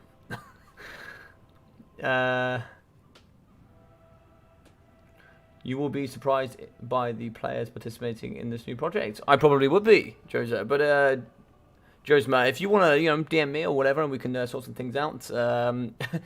Yeah, sorry, I was laughing at Lindsay's comment. Yeah, you can feel free to get in touch with me, dude, and we can just, get to know each other, see who's in the clans, and do feel free to send me an invite to the Discord. It'd be nice to see who's in there and what you guys are up to, and then I can invite you guys to events if you want to play, even as individuals or a team, or whatever you want to do,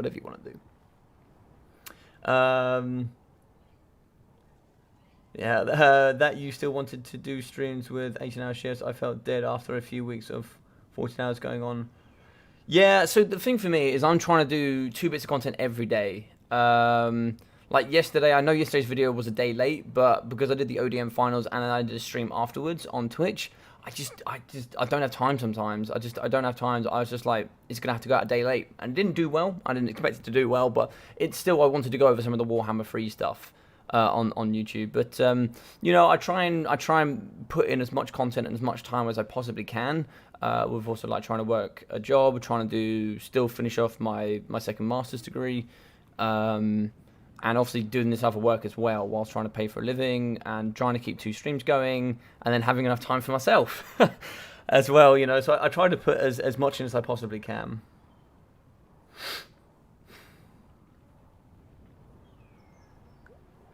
That's why I think Logic is an alien. I'd have died, died literally. Hey, Grumpy Grindle! How we doing, my guy? How are we doing, my friend? How are we?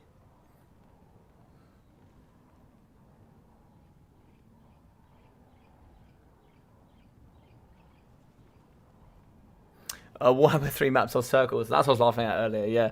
Lindsay's literally got to CA and gone, so we want circle maps because I'm bored of playing Logic Stowie in corners. Oh, God. Funds are annoying.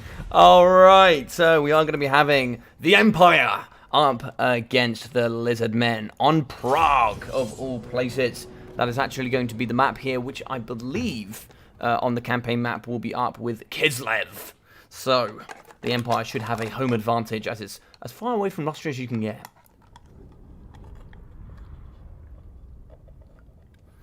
My master's is in physiotherapy. So it's, you know, the healing of... so mine's more tailored towards sport. So mine's just like the, you know, the healing of sports players. Undergrad was sort of, it's a strength and conditioning degree, so I sort of... I do the science behind making athletes, or at least elite athletes, perform at an elite level and how to keep them performing at an elite level. Increasing things like power outputs, looking at the physics and dynamics of sport and how we can train them optimally to be the best they can possibly be there in their sport, and doing things like reducing injury and stuff like that.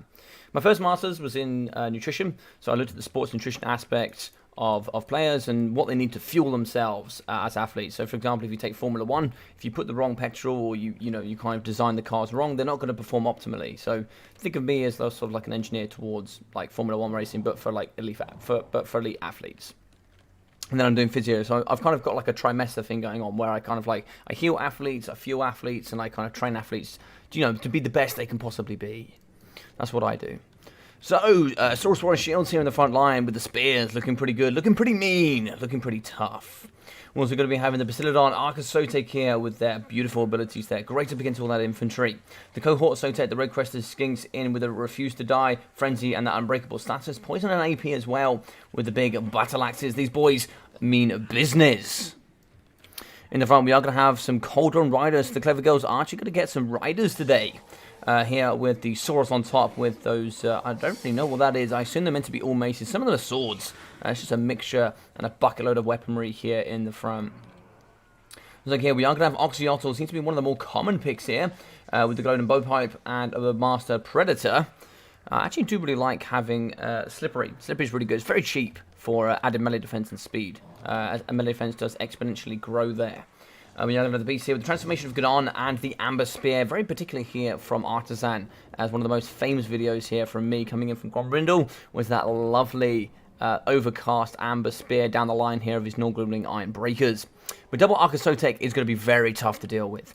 In the front here, probably a Kite, I imagine. Pistoliers, only two to deal with Pterodon Riders, I imagine. Bucket loads of spears, mixing in with the Swordsman here in the front. Seeing Sigma Suns less and less recently. I think they don't trade too cost efficiently here. But we can see a bucket more here with Halberds in the back corners as well. Double Empire Knights here to pin in with the very heavily armoured cavalry. Great pin with some Outriders here in the very middle. So we are going to have the Great Cannons. I do much prefer the ROR, I will admit. But still the Great Cannons will do a great job. Hence the name. Amber Wizard here with the Power Stone, the Transformation of Gadon, and the Flock of Doom. Do not like Flock of Doom, but here, it'll be interesting to see what it can do. We are going to be having Volkmar the Grim as the choice today here with the Grand Soulfire, the Grand Shield of Faith, the Grand Hammer of Sigmar, with Banishment, the Jade Griffin, and the Unbreakable status. Now, one thing I do really like in this matchup is actually having the big boy himself, having the Hammer of Sigmar in his hand with Galmaraz. I think he can do quite well there with a bit of a regrowth caster. Yeah, I kind of like Carl in this matchup. He just thumps up against everything. I don't think there's anything... I mean, obviously you can shoot Carl to death, but he has 100 armor. I don't know. I like Carl in this matchup. I think Carl's just a Chad. That's a grudge. What's a grudge? What happened? Yeah, trimester, trifecta. All the same thing, right?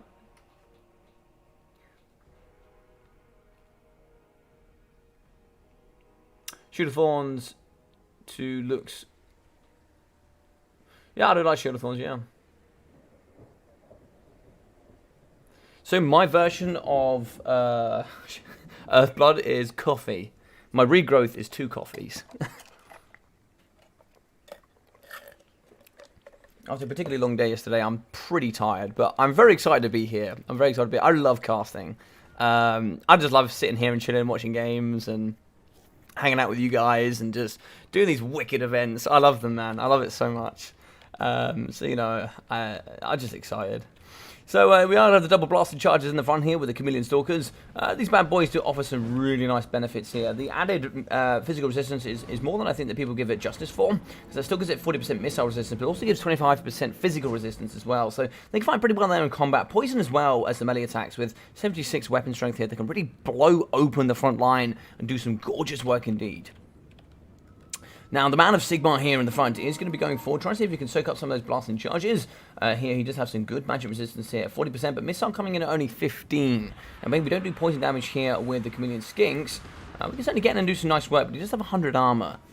So one thing that's actually really nice that I have seen in the past is actually overcast Plague of Rust, and then just shoot him here with Chameleon Skinks. Can go quite nicely.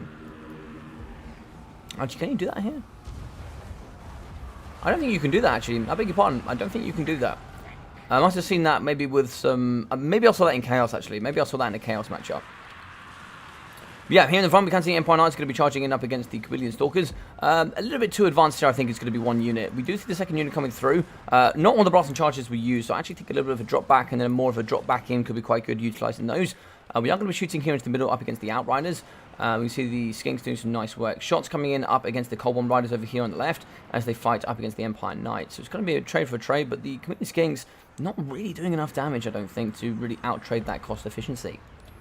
Over on the left, we can see two of the Pistoliers going to be kiting here up against the Chameleon Skinks. Skinks will win that very handedly. 40% missile resistance is no joke. Going to make them rather tanky in combined.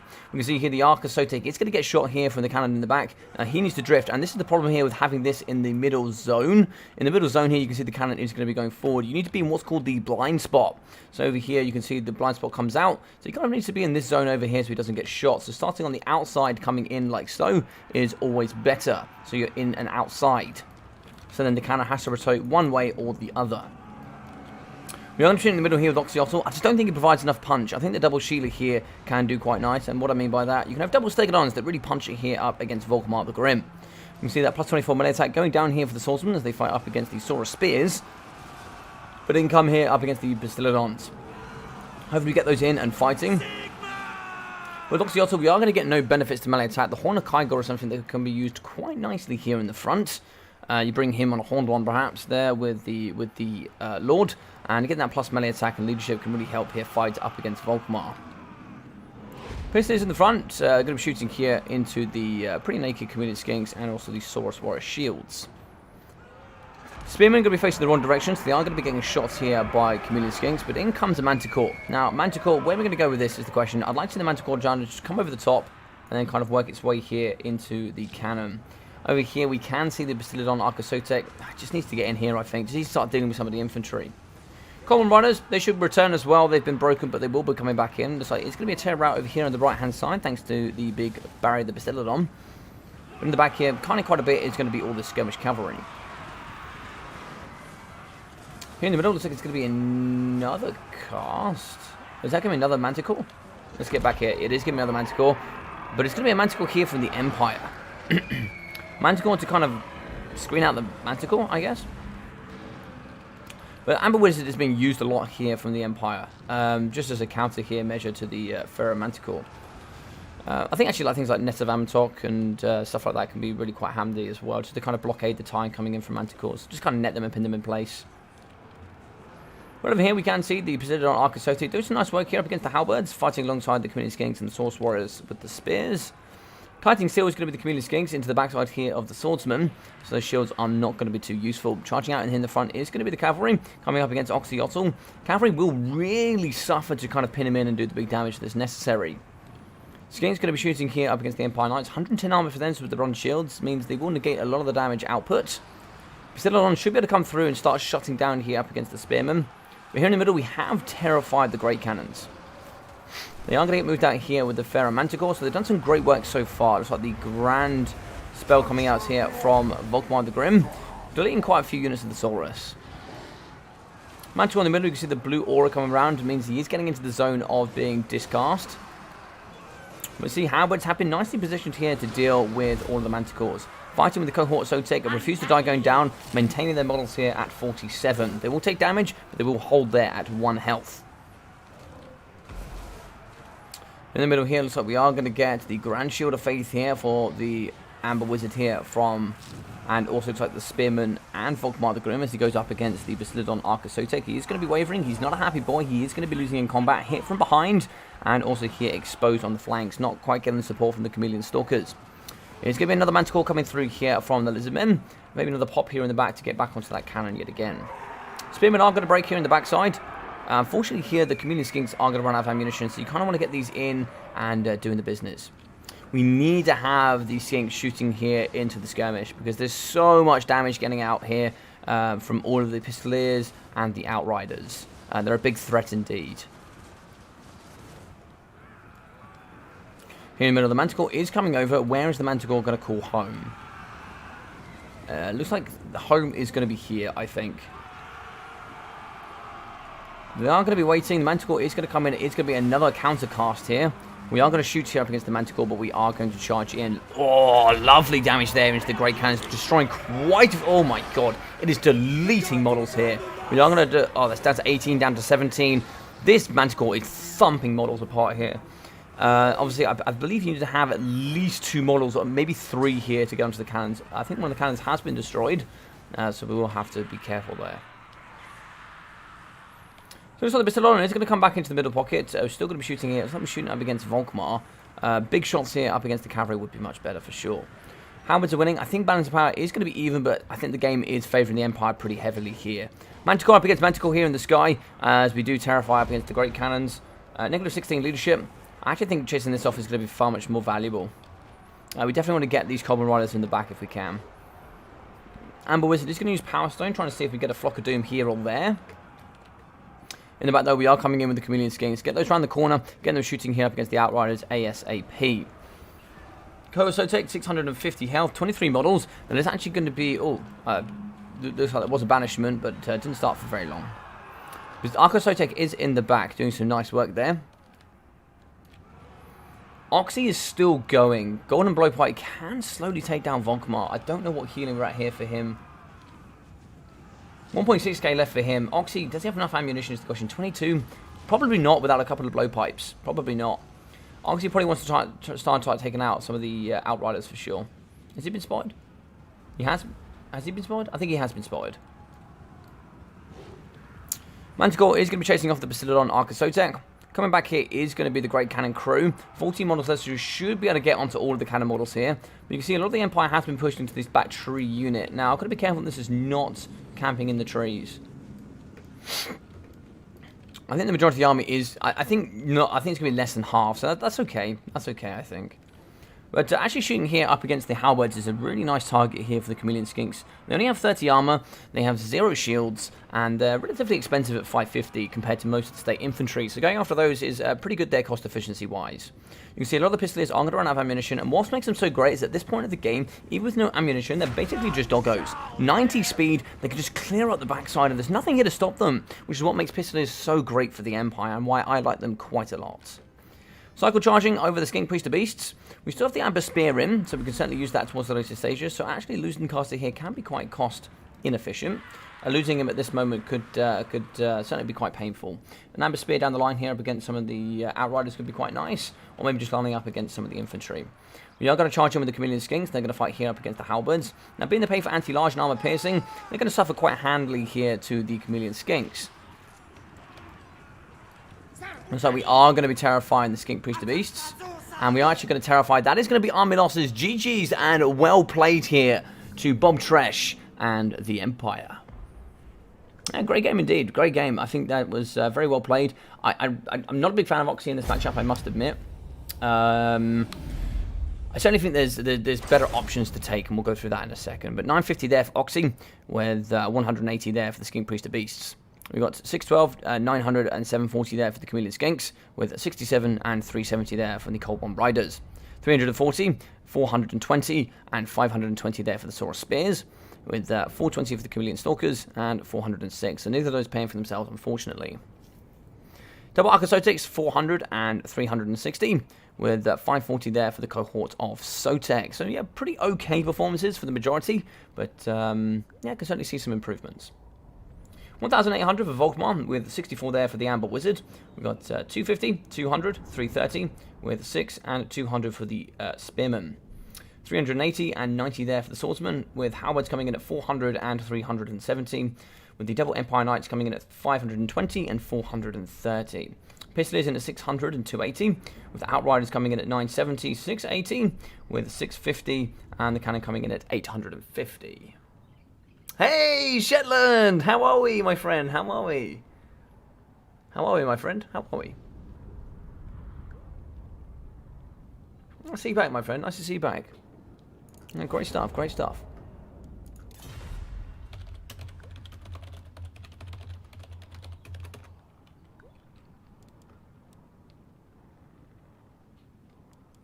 See you in the final, my friend. We'll see you in the final. Yeah, I was thinking here as well. I can't remember the unit name, but if we go here with the Lizardmen, yeah, I quite like the Ancient Coxagore here. Ancient Coxagore coming in with the Horn of Kygor can kind of really help out on, like, so for example, if we, does he come about? Which is the one that comes on with a mount? Oh, it might be the Soul Blood actually. Soul Blood. He only gets a cold one. He doesn't actually get a horned one, which is quite annoying. Yeah, so he gets the Horn of Kygor. You also get the Amulet of Itzel. You can kind of utilize these in here as well if you really want to. You can bring them on a Carnosaur if you want. It's up to you. Don't have to. But even here on that, 68 speed is not a lot. Yeah, maybe you do actually want the Foeseeker. But, you know, if you've got a couple of units of cavalry, even if it's just like Cauldron Spear Riders, or even just, you know, Cauldron Riders there, if you went a couple of them, or let's say you put 2 on one flank, you can use the Horn of Kygor here and the Stand Your Ground to really help them fight on the cavalry basis, so they can, you know, even uptrade up against, you know, Knights of the Blazing Sun, etc. And I think, you know, having units such like this is always quite nice. I think the False Sentinels can do okay here up against Pistoliers because they have 15% missile resistance and 20% physical resistance, so they can negate Pistoliers, a lot of the damage that does come forward, but they've only got 15 armor, so I think this is a really tough matchup for the Lizardmen, I think. It's certainly easier for two people of the same quality. I think that it's a lot easier to defend as the Empire. Just going to double check something. I love Karl Franz. He's such a cool dude, man. I think when we compare the two, I really like the Hammer of the Witches in this matchup. Oh, look at that damage output increase, 154 as well. 8 extra ammunition, melee defense, leadership as well, and then I think you get 25% physical resistance. I think this is really good in this matchup. Just bringing the Hammer of the Witches, but yeah, indeed. And it seems that a lot of people as well that I've noticed recently, whilst I wait for the boys, I've seen a lot of people just bringing Swordsmen over the Sigma Suns. I think just because even with the Unbreakable status, you can really delete Sigma Suns, perhaps. Yeah, interesting. I'll be interested to know what people's thought processes are behind that. But yeah. Yeah, I think a lot of people are waiting for Game 3.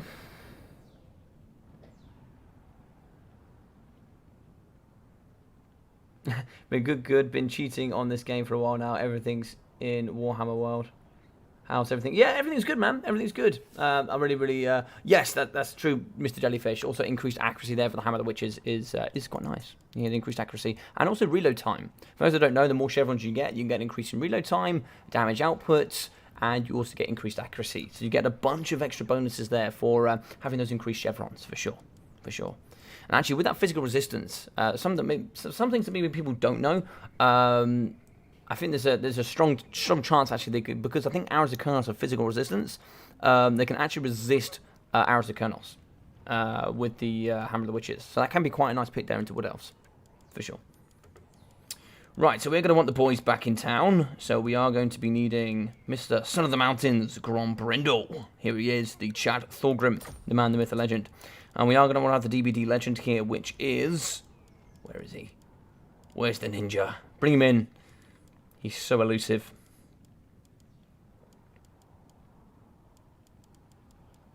There he is. The Ninja Penguin. We need to get him in. Chevrons do give accuracy. Yes, sir. Yes, sir, they do. Chevrons give accuracy. As well as reload time decrease. So you might be able to reload faster, shoot faster, extra damage output, and you'll also be more accurate. So I think for the 300 gold cost with that 25% physical resistance to negate things like arrows of Kurnos, and big missile plays over time. Can be really nice. For sure. Warhammer getting a bit stale for me, but I like watching some games and play a little. Yeah, I understand that. So for me, and I think a few others as well, once I finish with this Battlemania season, I'll do a vote on the channel, on the Discord, for those that maybe want to have one more season before we finish off, or we'll call it there at the end. Yeah, so we'll decide there. But I'm going to be throwing out some more fun tournaments. I've got some really fun ideas coming forward that should help us tick over towards the end of Warhammer 2 and kind of celebrate its amazing part in pretty much all of our lives, really, and how amazing this game has been. There are games in the past where you've had, like, I can't think of examples right now, but there are certain games that have done really well in one, done okay in others, and then just kind of fallen off. So I think it's really nice to celebrate a game that has been just this amazing. I really do think Warhammer 3 is going to be awesome. Of course, there is always a chance it won't be, but either way, I think this game really deserves a great send-off because it has been absolutely exceptional for so many of us. DVD, let's go, baby!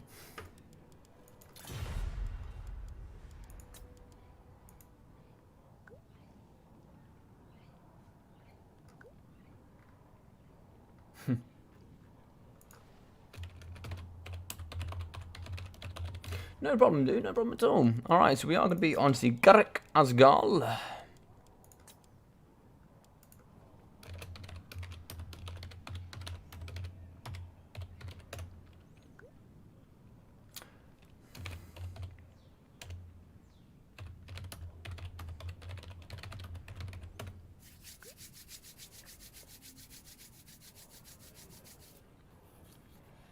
I win.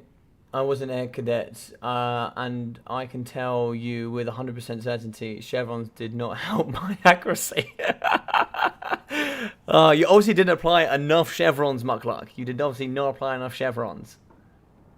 Yeah, I think we need to send him back to CA, Geese. He needs to be. He needs to have all the bugs taken out clearly. Do you know what it is, Hank? Me and Ducky love. We used to make it like a yearly tradition that we always went to paintballing. It's so goddamn fun, man. It's so fun. I used to do a bit of airsofting as well, and airsofting is wicked fun. It's wicked fun. We went to this abandoned, I think it was an old hospital, I think, that wasn't in use anymore, and I think a company bought it, and they do sort of airsofting in there, which is really wicked, because there's over multiple floors, and they do, like, and, a lot of the guys take it very seriously, actually, and, they have, like, referees there, and they do, like, really, really cool games, like Capture the Flag, and all these really wicked things, and it's super fun, I love it, I put this man ban Empire and VP.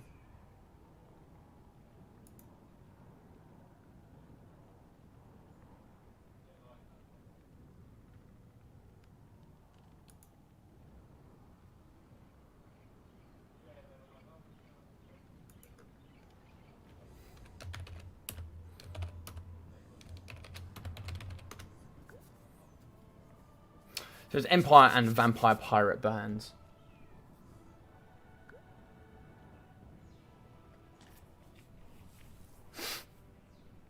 Yeah, I still think both of them strong bands, I think. For banner rules in specific, so there's been some ums and ahs about banner rules and fruit rules and what we should do.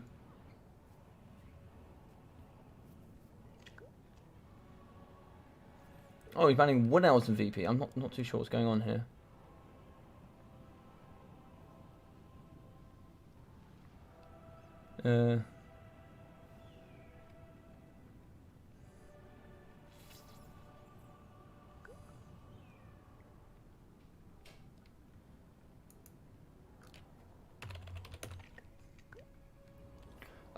Yeah, there's been a couple of questions as well. What was that?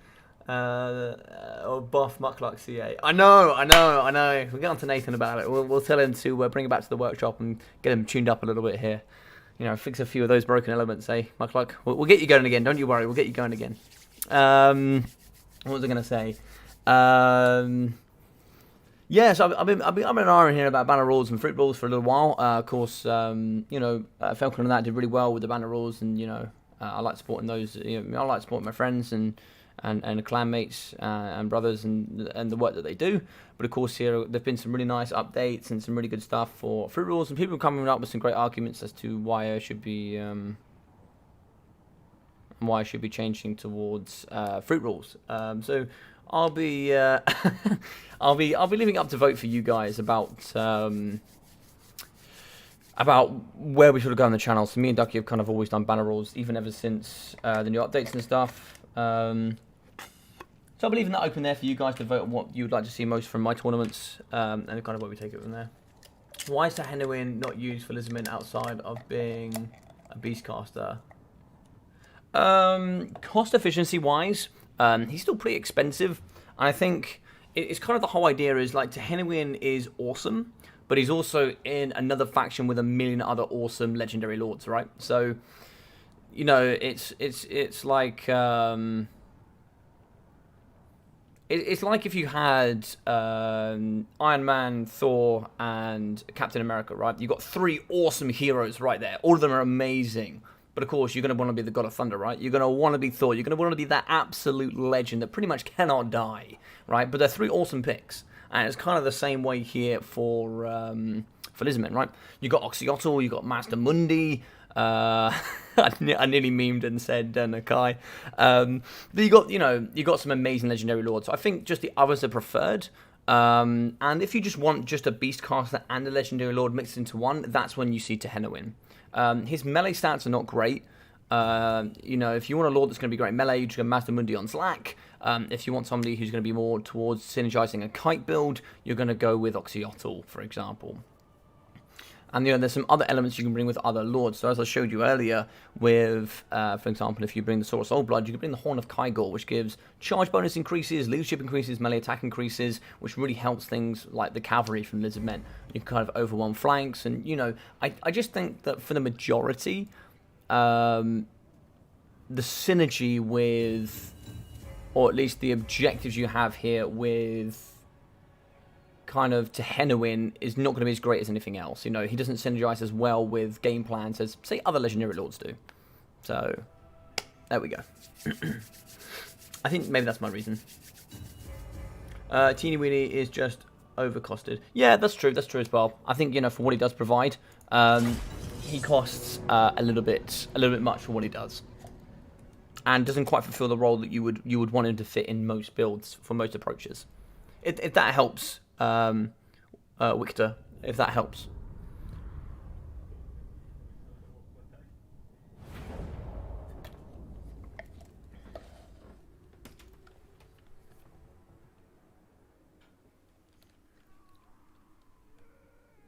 Nakai best meta lord in the game, 100%, 100%. I can't even disagree with that.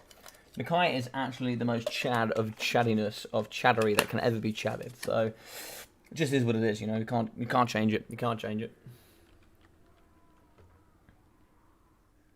Goldrock. Who's Teeny Winnie? Hey, Hammond. Teeny Weenie would be Sahenuin. The Teeny Weenie. The Teeny Weenie Sahenuin. Yeah, the lesser non-try-hard lords are RE fun. Yeah, I guess that's correct, Lindsay. But I've always said when it comes to competitive in any game, and people could try and agree or disagree with me, it's my thought process. The more competitive you go, invariably, I think there's a direct relationship between, or sort of an indirect relationship between competition and fun. If you're playing just strictly for fun, you can bring anything and it'll be fun. If you're going strictly competition, you are going to limit yourself to a lot to what you bring, because there is always cost-efficient and sort of more optimal choices, which means you really have to limit what you do and don't bring and what you do and don't see in competition. So I think there is an indirect relationship between competition and fun, but, some people find other ways of having fun, as it were. Like, for example, if you go strictly competition and lose, it can be quite unfun. But if you play lots of competition and you win, it can be fun.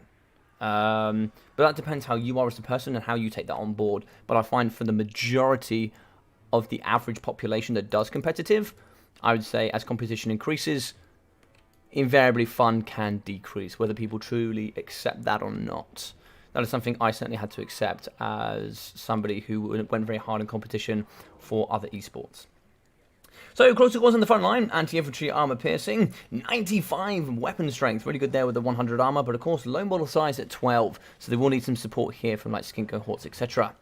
So Saurus Warriors here coming in from Ninja Penguin, and looks like here we are going to have a Feral Bastillodon, the Feral Gary, the naked one indeed, the man, the myth, the legend here with, look at that horn, that is scary. The boy here with the Terror, 650 gold cost for Terror. I think it is the cheapest Terror in the game, so very nice there.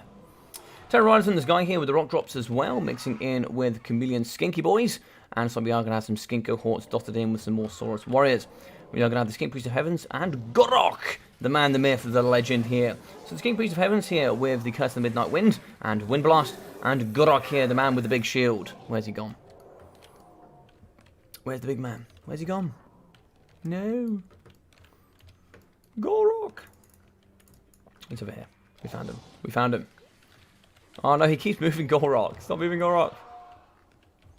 So Gorok here is going to have the Mace of Ulmak, which gives him AP, base weapon, and melee attack increases. Quite a lot indeed. Shield of Eons, which actually gives a 40-meter buff there to armor.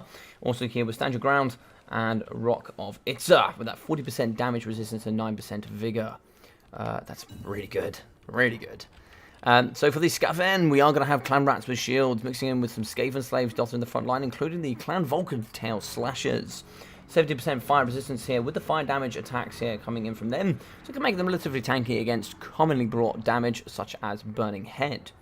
Skaven slaves mixing with Clan Rats, but also going to be having the Gracia Ruin.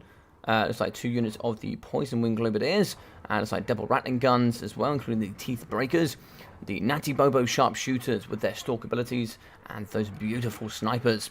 We are going to have the Council Guard, the Storm Vermin Halberds here in the middle for the Unbreakable and Guardian, mixing in with Rat Ogres here in the back and some support of Clan Rat Spears.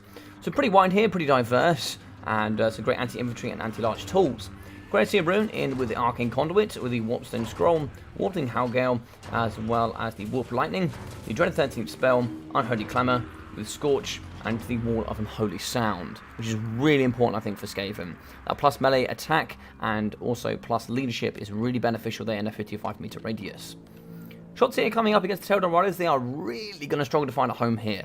They're either going to get shot here by Teeth Breakers with the Slow here and Suppress, or we are going to find them with the Warpstone Scroll and with the damage and reduction of 45% speed, or the Warping Howlgale, which will actually pin them in place for a strong duration of time. So yeah, we do have to be slightly careful there. Look at the boys here. They're coming in on the flanks. Look at those. Look at them, boys. Look at those. They are just absolutely terrifying. But they're going to come over here on the right-hand flank. Snipers in the front here. Up in, no, the Skinky Beast of Heaven. I think here we can see Ninja Penguin just getting a little bit too far forward, a little bit too eager here with the hero. He's going to be getting shot relatively hard. Moving on the flanks here is going to be the double Skink cohorts trying to get in and do the dirty work here. We certainly want to be pushing forward the front line first before we get into range here with our heroes and our lords, because they are going to get wrecked pretty hard. That's going to be Curse of the Midnight Wind, and also here as well with the Wind Blast going out the doors early time. So we can see here, Cauldron Riders, Warpstone Scroll getting damage, negative speed, and they're just going to get well and truly thumped. You just get more damage the closer you get here. Concealment Bombs is going to hide them here with Unspottable. It's going to be the same here with the Rattling Guns as they try and shoot here through the little pockets in up against the backside of the Skink cohorts. Shots in the front coming in for the Poison Wing Globes, trying to fire here up against the Skink cohorts. Lovely damage here in the middle. The Clan Vulcan Tail Slashers going up against Saurus Warriors. They should be able to hold here. 29 melee defense, 31 melee attack. Pretty decent stats there for Clan Rats indeed. I think that's a mistake. That is definitely a misclick there on top of his own Poison Winds. I don't think he kind of meant to do that. But in the middle here, we have Saurus Warriors alongside the Feral Gary here in the middle, doing all the damage for the gods. We can see the Feral Bastillodon does need to come in and try and shut down here some of the Poison Wing Globes. Monsters are in. We can also see here Gorok going down with the Rock of Itzel, alongside some more spells here. Looks like they all run out actually, but it's going to be Cold-Blooded still here on top. Looks like here we are going to get a spell. Don't quite know what that is. It's actually going to be a summon, a lovely explosion damage here on top of the Saurus Warriors, moving in with a summon of the Storm Vermin Halberds. Here as well, looks like it is going to be a damage here. We are going to be seeing the spell, which is... Can't remember. That's going to be Lightning, Warp Lightning spell. We are going to have Teeth Breakers in the back with the Poison Wind Globes. We're going to be shooting here up against the Feral Bastillodon. That's going to be some brilliant AP damage. This Bastillodon is going to be having a painful time while fighting up against the Clan Rat Spears. Rat Ogres in the pocket as well, fighting. It's looking pretty dire here for the Lizardmen so far, but they are in the pocket. Now, we didn't want to join the fight here. We actually wanted to get our Saurus in and around into the back, shutting down some of these units. In the back here, we can see some spear units and some clarets really coming back in together. Over here, though, oh, nice there. We are going to see the Skink cohort shutting down the Rattling guns. Nice work, as we see the Cogscores with that fear shutting down the Clan Rat shields. We are going to be breaking the Rat Ogres here. They are actually going to get terrified by the big man, even though he is broken. We are actually going to be seeing Gorok here with the Rock of Itzul, that 40% physical resistance, really fighting here up against the Grey Seer Ruin. Pretty decent stats for him. Great AP output as well as he does fight here in the middle. The Council Guard Storm Vermin are going to get 15% physical resistance though up against the Grey Seer, so it can get pretty tough. In the middle, the Saurus Warriors are going to be getting shot. We actually have the Natty Bobos in with the Poison Wind Globes and also the Rattlings, the Teeth Breakers, doing some great damage here up against the Feral Gary. Stand your ground, Cold-Blooded going down on him as well, but that's not going to be enough here to keep him fighting in the battle. Over here on the right-hand flank, we can see Saurus Warriors going up against Clan Rat Spears and also Clan Rat Shields. 36 melee defense here for the boys. They're not going to fight anytime soon, or fall, sorry, should I say. Poison Wind Globes coming over the top, doing some great damage here up against the Saurus. In the fight here, Chameleon Skinks going to be fighting up against Skaven Slaves. Fortunately, have been caught there a little bit out of shape. We are going to be seeing Cogscores and also the Skink cohorts falling here to a Wart Lightning, as well as the just bucket load of Rat Ogres and the Clan Rats over there on the left-hand field. Right-hand field, we can see some Rampages coming out of the Cogscores. Lots of damage coming in as well, but big damage here coming up against the Clan Rats. Unholy Clamour is going to try and help them there with the added leadership and vigour, but it's not quite going to be enough.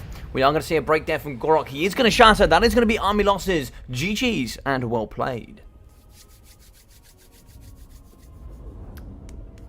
Yeah, that was a really nice 13th there. Really well played to DBD Ninja. Nice to see him here on the stream today. So well played to him. We can see here 1,000 coming in for Gorok. Lovely stuff there. A little bit over-aggressive there with the Skink Priest, but still, we all make mistakes. 200 damage value for the Skink Priest of Heavens, with 220, 180, 101, 130, and 700 there for the Saurus Warriors. 95, 170, and 260 there, with 150 for the Skink Cohorts, with also some Chameleon Skinks there in the back with 360. Cogscores coming in with 350 and 400, with the Feral Garys coming in at 360 and 220. Here with the Terror Warriors, only 15 for them, but of course they were always going to struggle here in this matchup. I think maybe dropping the Pterodons, maybe an extra couple of units of Chameleon Skinks, coming in maybe with a bit of a Vanguard deployment might have been quite nice. Getting in and behind the Skaven and shooting up against all their key targets, and maybe trying to see if you can get away with it. Otherwise, what you can do is you can shoot and poison all of their Rat Ogres with the Pit Fighters as well. They only have, I think, 60 speed. So if you shoot them and you poison them, you should slow them down. And because they've only got 30 armor, they'll take a lot of damage here up against those Chameleon Skinks. So something there to take into consideration for sure. I believe that poison should bring it down to 54, and you've got 48 speed there for the Chameleon Skinks. So as long as you keep poisoning them and you keep moving them quite effectively, they shouldn't be able to catch you for some while. And even then, you're going to be keeping them pretty busy and stopping them from protecting that back line, which is where you get some of those Skink cohorts and really wrap in the back there and start shutting them down.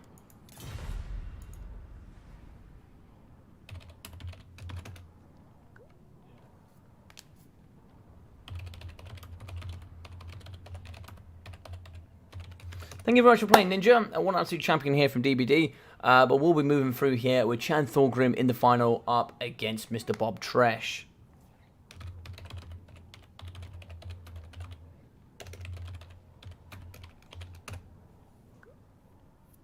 That was Gorok's revival once every 2 aeons. Now he won't be picked till the next time, the starter line. I actually think he does actually have some good matchups. I kind of like him into Dowie. I actually don't really mind him into Dowie. I think he's actually pretty decent. You can move him with some good front line.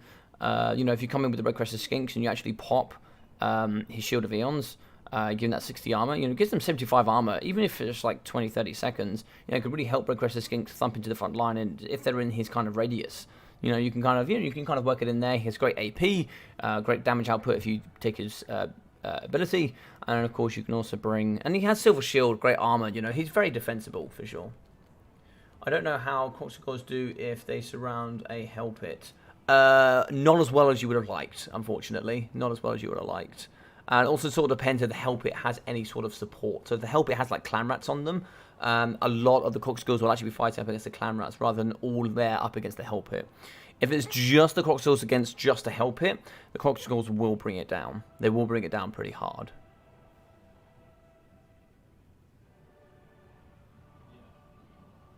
Yeah, but the same thing for the Chaos Spawn, right? The Chaos Spawn, and also the Chaos Spawn are kind of, they're unbreakable, right? Whilst the Ancient Croxigors aren't, per se. Also, when it comes down to stat-wise, even though they're kind of similar priced, where Chaos Spawn don't pay for, stats like anti-infantry and armor piercing, they get stats elsewhere and things like poison as well, which is really helpful, especially on top of big monsters. Especially when it comes to pinning things in with mass and all that kind of thing. They also pay for great melee stats increases as well, I think. So I'm just going to kick Ninja. Sorry, buddy. Just going to kick you just so we can get Bob in here. We can get shooting on here with the final, which should be really awesome. Well, thank you very much for Ninja for playing. That's really awesome of you, dude. Thank you very much for joining in, and I hope it was really good fun. I hope you enjoyed it.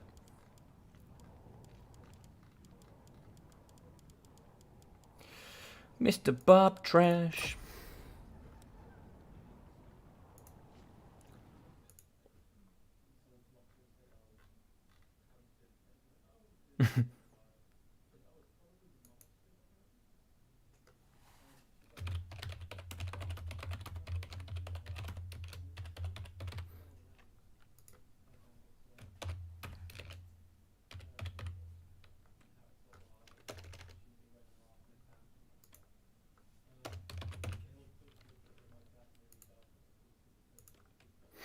Alrighty, so let's get in here with the final. We do have Bob Trash, so let's get here with the scoreboards. Let's sort those out. I didn't think it was worth changing it for the one game, because you guys kind of knew the scenario, right? So let's get it in. So R2K Bob Trash is on the wrong side. So we go with Son of the Mountains, Grombrindal. And then we'll go here with Bob Trash. I think Bob Trash actually is one word, I believe.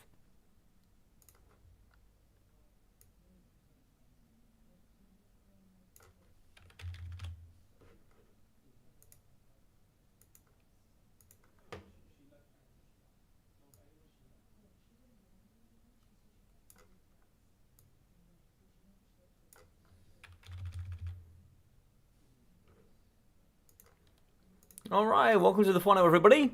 I hope you guys have enjoyed the tournament so far.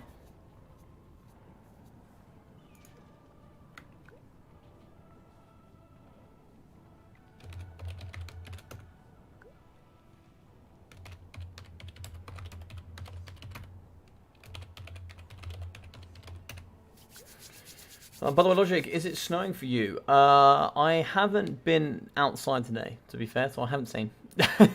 I don't know. I know it was meant to be 0 today. I know that the whole idea was it was meant to be snowing, but I'm not too sure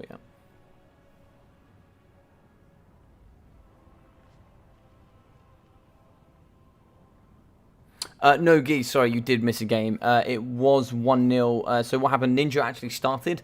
It was 1-0 to Chad Thorgrim when he left. His computer actually shut down. So that's why we hopped onto Bob Trash and Arslan in the middle of their series.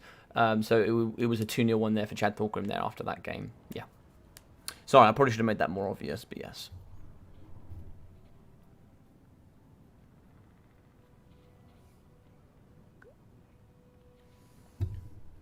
So guys, as we make it into the final here, heads. Okay. It's tails, sadly.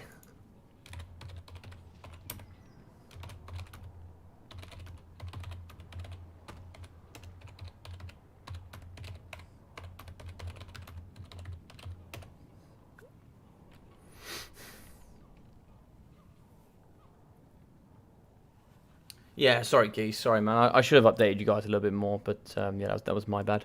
Right, so welcome to the final, guys. I hope you guys have enjoyed the stream so far. Thank you very much for all of your support over the last coming year, I guess, as it is. If you guys are enjoying today, please do feel free to do all of the awesome things, like and subscribe. It really, really does help. It helps a lot. It helps more than you guys know. I'm on the final stretch here, according to some data.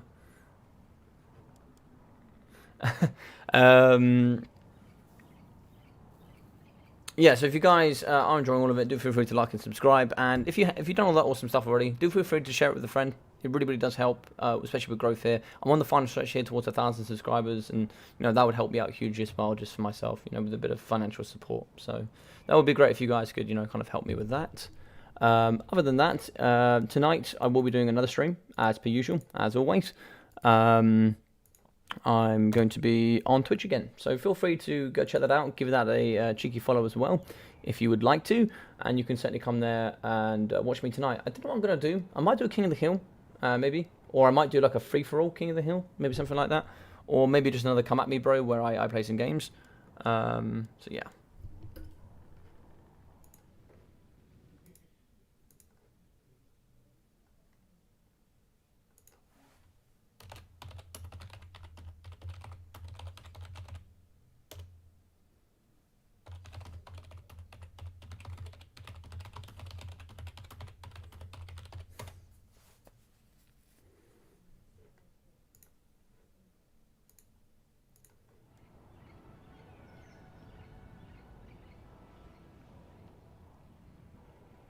You're on East Coast GB. Oh, nice. Nice, Lindsay.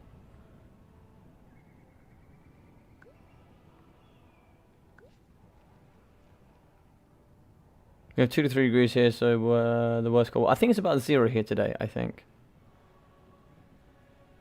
When I was working yesterday, I was outside for 12 hours-ish. The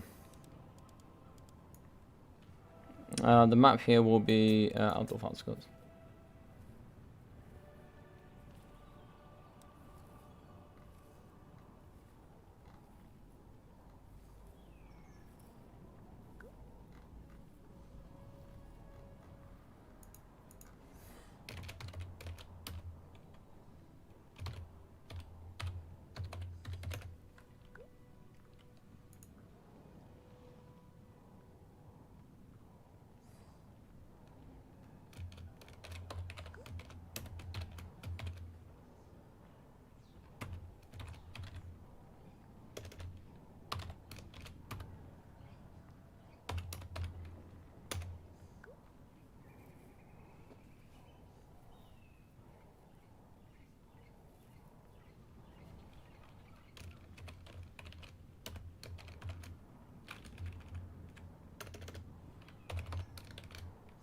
Oops.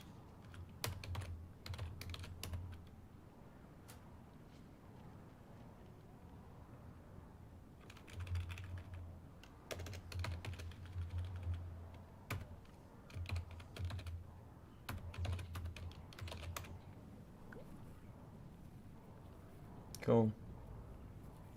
Cool, so there we go. So it's going to be Pick Dwarves, Ban High Elves, and Skaven. So yeah, pretty standard stuff there. Pretty standard stuff.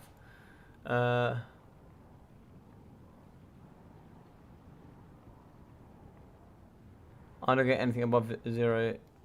I don't get anything above 0 is fantastic. Your shorts weather here pretty much. It does get to minus 50 here. Yeah. Yeah, I think Muckluck's from Canada, Alberta. That's quite northern, isn't it, Mr. Muckluck? Alberta. It's quite northern. Is it northwest? Northwest. I think it's northwest, right? I can't remember.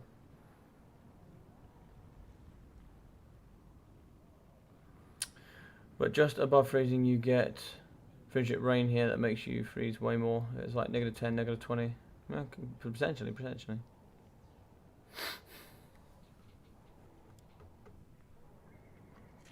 Beastmen against the Darwy.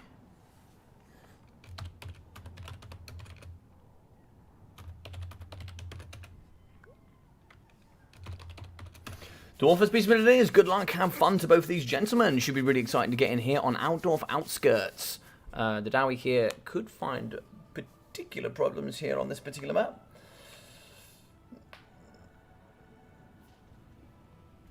Oh, is it? What am I thinking of then? What am I thinking of this in the northwest? Midwest, but spans from states. Oh, it's Midwest. Okay. I thought it was northwest, but maybe. Let me have a look. Let me have a look online.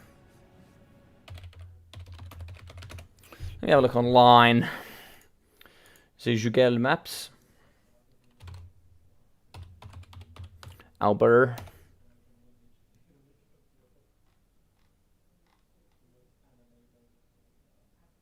Yeah. Oh, I see what you mean. What's up here in the top then? Oh, it's Alaska's in the top left. I thought it was near Alaska. Oh, fair enough. Yeah. I thought it was somewhere between. I don't know why I thought this, but I thought it was somewhere between Alaska and British Columbia. I thought it was in that, sort of that. Is that Yukon? It's sort of like where Yukon was. That's what I thought it was. But yeah, looks like I have no idea what I'm talking about.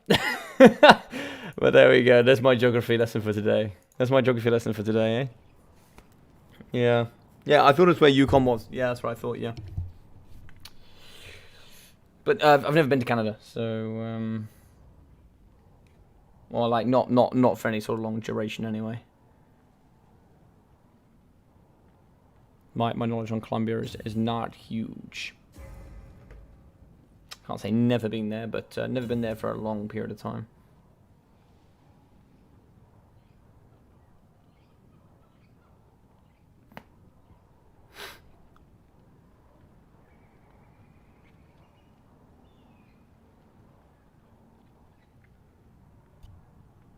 So Mr. Chad is ready. Just waiting on Mr. Trash.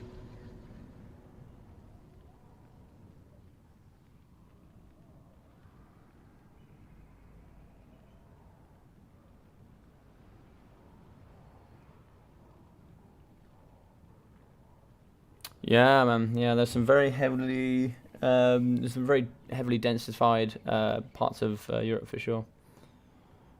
UK is pretty heavily densified with people, considering when you compare it to landmass.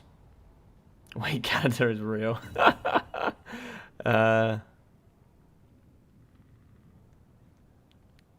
All right, let's kick it off. We are having a Son of the Mountains final up against the RTK, with Mr. Crombrindle up against Mr. Bob Trash. It's a secret. Don't tell anyone. Shh. Don't tell anyone. Alright, on the outskirts here, outside the scared city of the Empire. Now that flag there is the one south of Carl France, I believe. So that's pretty interesting. Look at this wizardry right here. Wish I'd get in there. I don't quite have the debug camera today, so can't quite see. But here we go.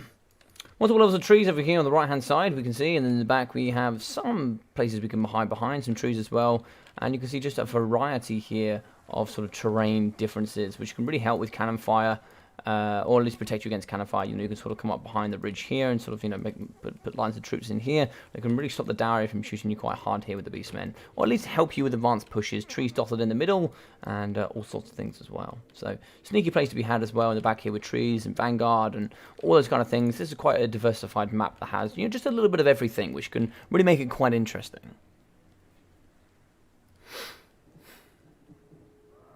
Mark, I'll try. It's just a lot to process. It's true. Secrets always are. So pretty normal Beastmen build here. Harpies in the sky. Looks like 3 units with the double manticores here to kind of bring mobility, but also counter all that gyro play that can exist. Taurox, uncommon pick here against the Dowie, but Taurox will be in here with the brass body, as well as Slaughter's Call. Jabberscythe is an interesting pick as well here, with the Aura of Madness, as well as the Spurting Bile Bloods. Let's have a look here. We are going to have double Tuscal Chariots, which is very expected, with the Brave Shaman of Beasts here. Pretty one there. Probably Transformation of Kadon. And it looks like here we are going to have Wilson's Wild Form there for the AP, base weapon damage, and armor increases. It looks like here we are going to have some of the Archers. It's like 2 units of the Ungol Raiders here to shoot Slayers. And in the front line here, Ungol Herds are going to make up the front. Sadly, we are losing the best of the Gauls. No best of Gauls here today, sadly. But here for the box, we are going to have... Ooh, very interesting. Longbeards in the front. Nice indeed. Mixing in with some of the Urkram Minor Sunderers, as well as some more Minor Blasting Charges. Slayers here. 1, 2, 3, 4 units, including the Dragonbacks. Mixing in with the Longbeard Great Weapons. Here in the middle, of course, we are going to have Thoric Ironbrow. And here, Thoric is going to have 4 runes. So the Rune of Slowness, the Rune of Speed, the Rune of Wrath and Ruin, as well as the Rune of Negation, the Rune of Doom, Thoric's Rune Armor, Master Rune of Ancient Law, the Rune of Hearth and Home, as well as Forge Fire and the Locust of Power. I think that's really expensive for Thoric Ironbow. That's the only kind of negative I can take from this build, is that I think you've got 2 runes too many here. Thoric's Rune Armor, you can decide if that's worth it. I think of the 3 items, that's the best. I don't think here you need Forge Fire against Beastmen. Rune of Hearth and Home. If you've got this many Longbeards and Slayers, I don't think it's necessary. I don't think it's necessary because I think at least 2/3 of your builds has ITP, essentially. Forge Fire, I don't really think it's necessary. Master Intervention Law. After having a discussion with a couple of other friends of mine that play the Dowie, I really don't think the Master Intervention Law is all that cost efficient. Thoric's Rune Armor, is it worth it? I'm undecided. It's actually, the reason I think it would be worth it in this matchup is Taurox. So being that Taurox is bought, I think it is worth it. But you don't often see Taurox. You normally see the Chaos Spawncaster. Well, not caster, but what's his name? Morga the Shadowgate. You normally see Morga the Shadowgate in this matchup. So, yeah, I don't know. I think there's like kind of 2 items too many and 2 more spells that could certainly pick up another unit of minus or blasting charges, which I think will outperform what you get from the value of those items for sure. I think just he's got too much. Or at least can pay towards maybe an engineer with Flash Bomb, and you can slowly pick apart, you know, for example, shooting here into the Manticores with you know, Flash Bomb with some slows, or start picking apart the Jabber Scythe, or more importantly, just started here shooting up against the Beastcaster, or the most important one, probably just shooting at the big man himself, up against Taurox. So we are going to slowly advance here. This is not great territory here. Now, he can certainly turn back and rotate. That's perfectly fine if he wants to do that. You don't have to stay here in this pocket. You don't technically have to advance here. He's going to be shooting here into the pocket. He can shoot and then drop. That's perfectly fine. He does have units in behind him. They are going to go over the top. These Harpies are going to go straight here for the Thunderers. Harpies down with the Manticore Summon as well. Should do some great work here and shut down the ranged units. Thunderers are very cost efficient for sure.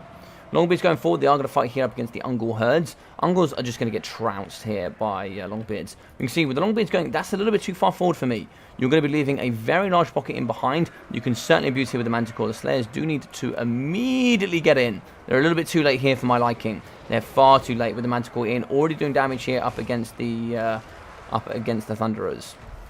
Same is going to happen on this side as well. One with the summon and the second one here coming through as well with the Harpies. Jabber Scythe is in the middle. We do have Longbeard Great Weapons. Rune of Doom going down. Taurox is in the middle. If you get the Longbeards on top of Taurox, that could be quite nice indeed.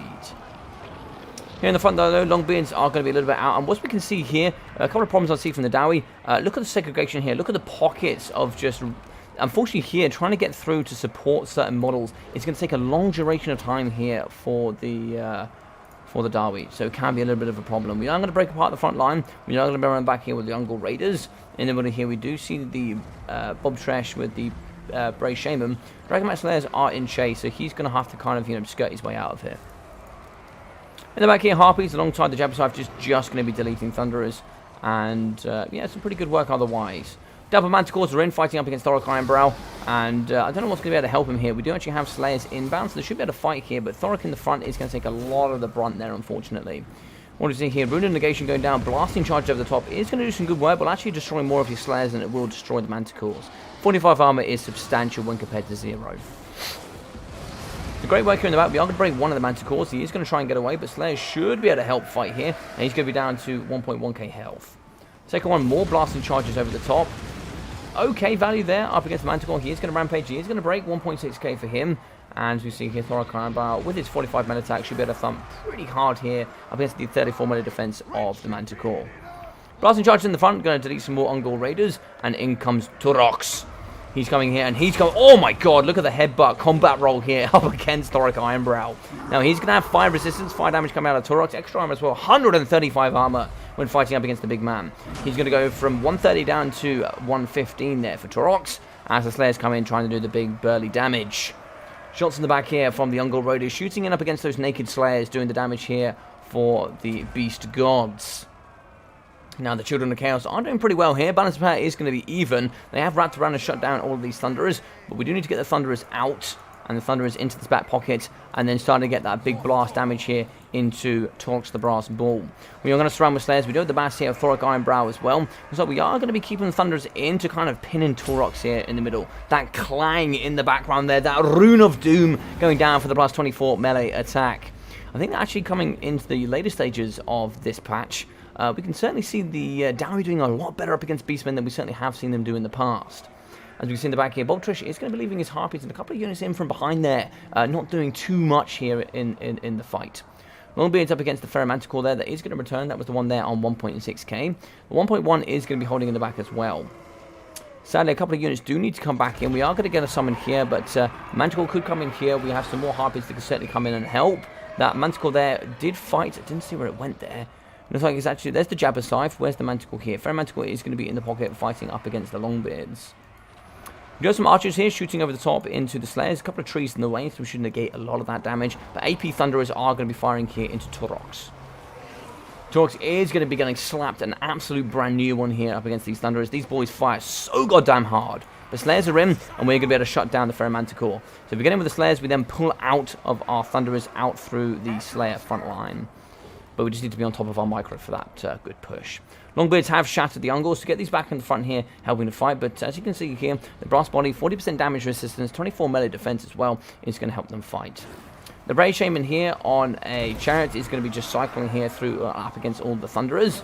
And they will get 95 armor here when they are in range of the big man himself. Over here in the back, we can see the Ungor herds pushing in, trying to see if they can help fight here up against those Longbeards and the Slayers that are pushing, in my opinion, a little bit too far out of the pocket here for their own good. The main core is going to be fighting here. We are going to be in chase of Taurox the Brass Bull. Do we have a Rune of Slowness, though, is the question. I don't think we actually brought it today. We did bring the Rune of Slowness, so we could slow down Taurox. A good slow here with also the Dragonback Slayers. Slow him down to 42 speed. They'll actually put him down to about 7 there if you overcast it for the negative 60. In the back, Thunderers do break. We do actually get on top of the Brave Shaman as well here with the Slayers and the Longbeards. They're going to be pretty heavy and pin them in. If we can actually get the Thunderers back online, it looks like there was a +2 there, but it's going to go to negative 3. Is that going to be enough to stabilise the big boys? I highly doubt it, but if we do, a couple of pop shots here into the Brave Shaman and the Beasts would be quite nice indeed. Harpies are going to return, 8 leadership for them, and in the back here we do see the Manticore is going to be wavering. 7 leadership for him at, what's that, 630 HP. Here in this battle, to drop to about 0, we'd have to hit about 550, 500 before we see him kind of breaking under big pressure and exhaustion.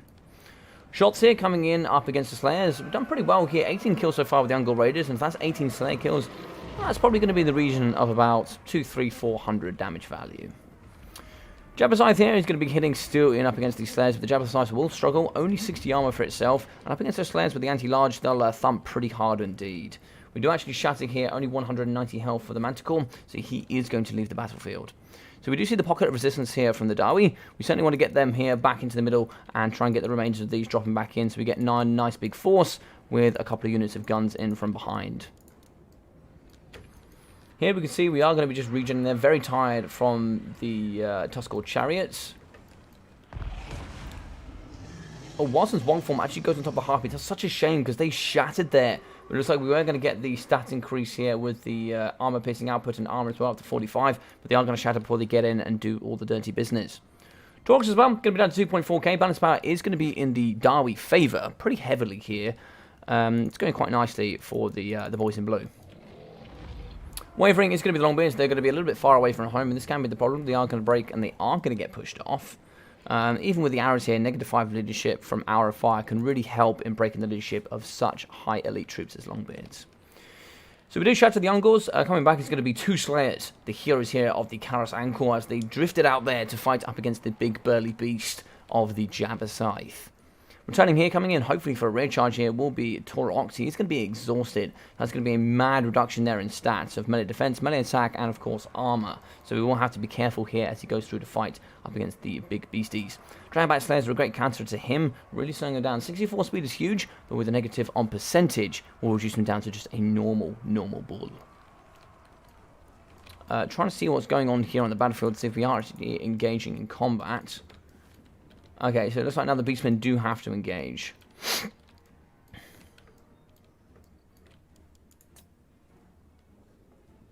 So good luck, really have fun. Beastmen have to engage. Yeah.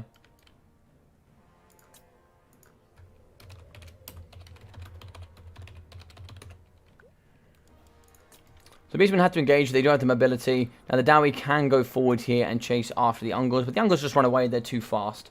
30 speed will allow them just to get away.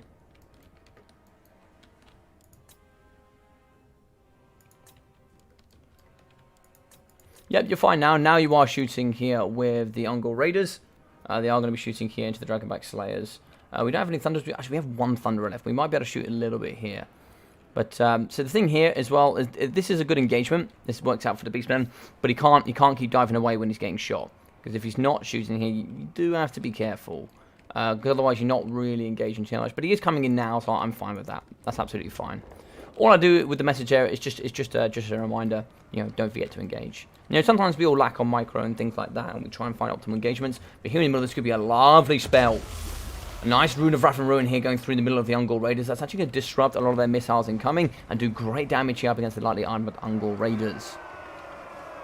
As you see, Tuskor Chariots, relatively weak here. We can see 2 models there and 2 models on the other one. They are going to be wavering. Jambascythe is in. They actually are going to shut down the Thunderers. Thoric Ironbrow is going to be chasing after Taurox. We can see the Slayers here. Rune of Doom going down, plus 24 melee attack. Slayers are going to go in here, and they're going to have 63 melee attack. And they are going to just chew through the Jambascythe like it doesn't even exist. 844, 800, 760, 720 here now down for the Jambascythe. He is going to be wavering 5 leadership here. He does have the Aura of Madness getting in with that destruction damage. Now, we don't have the ROR here. They're going to be a little bit far away. Could we get a Rune of Slowness down here, potentially? We did just use the Rune of Wrath and Ruin, so it seems unlikely. Shooting in with the Ungol Raiders here. We are going to charge out with the Urkra Miners. So 68 models here and 59 on the right. Miners in to fight here up against the Manticore. And also here we do have Longbeards with the ICP here to really help with the terror from the Manticore and the fear here from Taurox. They're going to fight pretty hard here in the front up against the Man the Myth. That is going to be a Rune of Slowness here, I think. That is going to be an overcast Rune of Slowness. That is going to slow him down. We are now going to chase in with the Slayers, and now we're going to get in with the Longbeards. He's going to be down to 26 speed, so we should be able to get in there with the charge bonus as well. Slayers are going to do all the big burly damage. Manticore does shatter. Army losses is going to be in the favour of the Dowie. Bray Shaman, the Beast Caster here with the Wilson's Wild Form in the back, should be able to come in and do some good work. Ungol Raiders are going to be shooting him. Looks like here, the Urkra Miners, they have good AP actually with the pickaxes. I believe it's about, I think it's like 17 AP per model. Oh, it's 14. But yeah, GG's well played here for Mr. Chad Thorgrim. I have to remember his name there. Chad Thorgrim. He's going to come through with a victory here for the Dowie. Brilliant performance, brilliant performance. Just showing more and more why it favours the Dowie here in this matchup. Beastmen do struggle with a lot of the entities here. So let's have a look. So, 890 there for Thoric Ironbrow. So Thoric Ironbrow did really well, great supporting runes, etc. 318, 730 there for the Urkra Miners, with 520, 480, and 800 there for the Longbeards. 1.6, 1.3 there for the Slayers, with 1.5, 1.2 as well there for the Dragonbacks. 440 and 620 there for the Thunderers. Are still getting some good damage output, with 350 and 400 there for the Longbeard Great Weapons. So, good stuff. 870 there for Taurox the Brass Bull, with 570 for the Bray Shaman of Beasts. 190, 100, 100 with 160 and 150 for the Ungol Herds. Raiders in at 480 and 744. Just shows how good they can be in this matchup. With 600 and 330 there for the Tuskor Chariots. 250, 250 and 150 there for the Harpies. With 520 and 500 there for the Manticore. Wilson's Wild Form can be really nice on a Manticore. Going from 45 to 75 armor and getting those nice AP and base damage output increases when fighting up against Thoric. Can be really nice. 128 kills, 1.5 there for the Jambascythe. Yeah, doing pretty well. I believe he comes in at about 1.8. So, actually, I think it's 1.7 actually. So, yep, decent stuff indeed.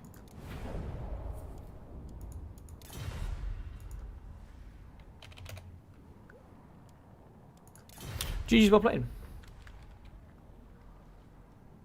Beastmen going to lose. I know, I'm sorry, Geese, I'm sorry.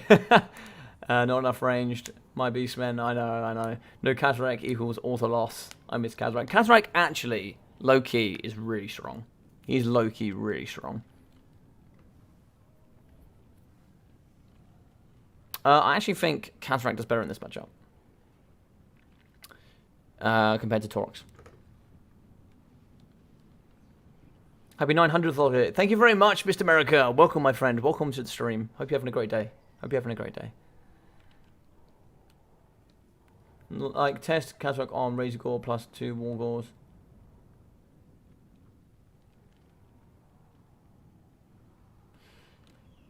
Thank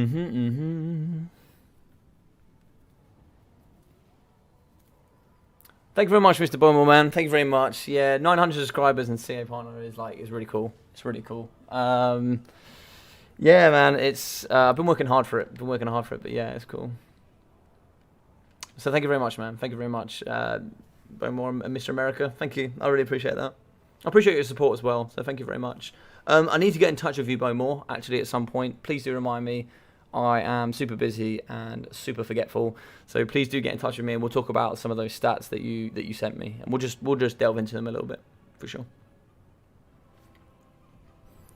But yeah, GG's well played. We are going to get a big victory here. Next map today, we are going to go in here with Estilian Tomb.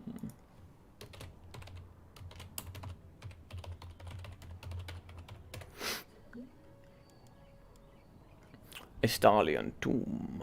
Kazarek is good and cooler, indeed, and that's kind of all that matters, really, Geese Howard. You know, there's a hidden stat in the game, which is Chaddery, that we all talk about here very much on the stream, and it really does help out. It really does. It really does.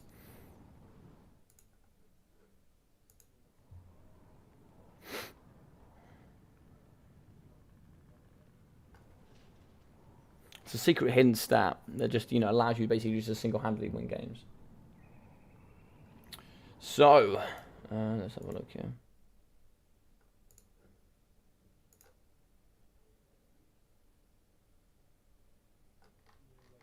Oh. There we go. So, score one here. It's going to be 1-0 there for Mr. Chad Thorgrim, or otherwise known as Son of the Mountains, Grombrindle. And, yeah, so it's going to be Lizardmen, Band, Beastmen, and Chaos. Now, what does Mr. Chad Thorgrim? I'm sure he'll use the rats here. That's his normal counter pick up against the lizards. But we are going to be on a Estilian Tomb, so something to take into consideration there. But yeah. So yeah, we do actually have some really cool stuff coming forward. As I said, we've got the Son of the Mountains tournament yet again coming forward here for you guys. It was a big fan favourite. People loved it. People wanted to see it again. I was like, yeah, of course, 100% we'll run it. A few of you have been asking me about running the sub-faction tournament again, so we'll be doing that. We're doing some more fun tournaments coming forward. Should be next Friday. We'll be finishing off... Actually, can we do it next Friday? I believe I'm doing the... No, is it Friday?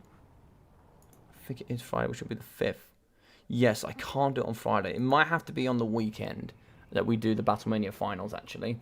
Because on Friday, I am doing the Polish semi-finals, I believe. And then I think Turin's doing the finals. So... yeah, we'll work it out between the three of us, me, Chad, and Turin. We'll work out who's going to do what, when, where, and why. So we'll be mixing that in. But we will have the Battlemania finals somewhere in the region of later next week. And then we'll be back just to doing some more content. So, yeah. Mr. Tubes does main the lizards, it's true. As you can see here, his little dustbin with his favourite lord in there. Oh, good old Nakai, eh? Good old Nakai. He is going to be in and around. Yeah, Vescaven he can do pretty well, I think. Sir Chaddery the 4000 here, he's going to be thinking his old good Dowie heart out about what he's going to do. As he can only bring Dowie once. So it should be pretty fun.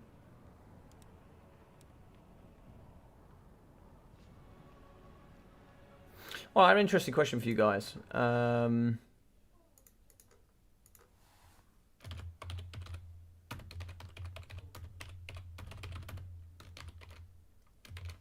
I can only put 4. I can only put 4 here, but I'm gonna say.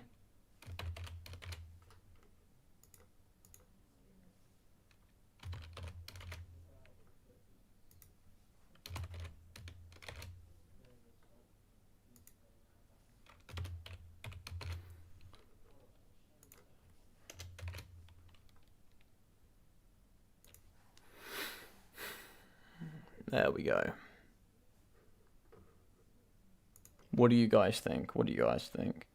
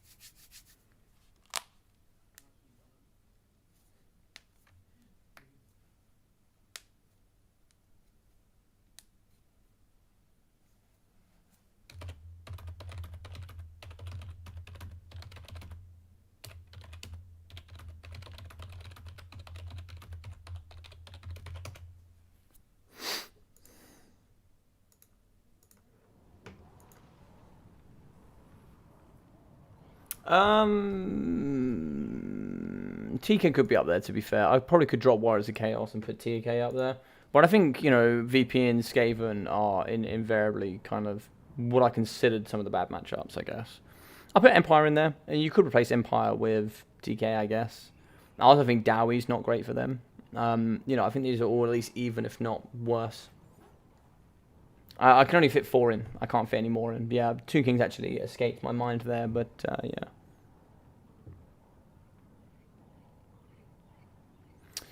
Obviously puts in big boy work. If anybody, tell you what, if people haven't seen this, you need to see it. I got sent a really awesome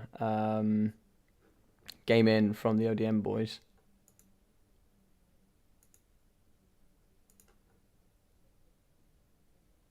Let me find that. Texas Ranger subscribed 2 hours ago. Thank you very much, my dude. I really appreciate that. I've just seen that, so thank you very much. I really do appreciate that, dude. Thank you so much. I've actually got a bunch of subscribers here. Sorry, I'm not on YouTube. I don't use OBS Streamlabs because it seems to dock the quality. But on Twitch, it's worth it. But on here, I find it less worth it. So there was a while ago that I made a cast of. Let me see if I can find it. There we go. There we go. Heck, and the... You better hear me there in the background. This is a 7,000 damage value Oxyotl game against the Vampirates. If you guys haven't seen that, do go check it out. It is a wicked game there from, I think it's ODM Alfredini up against ODM Pantelinard. It's a pretty decent game, those two fight up against each other. But 7,000, I think 7,019 damage value for Oxyotl. Yeah, seriously fun.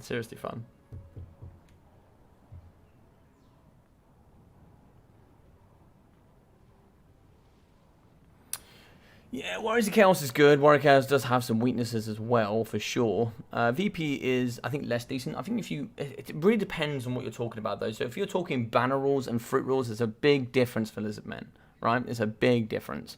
Here, I guess I'm referring to banner rules, because the difference is going to be Stalkers. Stalkers don't count as 360, and they don't count as range in banner rules, which I kind of like that. Because otherwise it just kind of like nerfs the amount you can see in the Lizardmen roster, but also it does kind of make them strong as well. So yeah, I don't know. It's a tough one.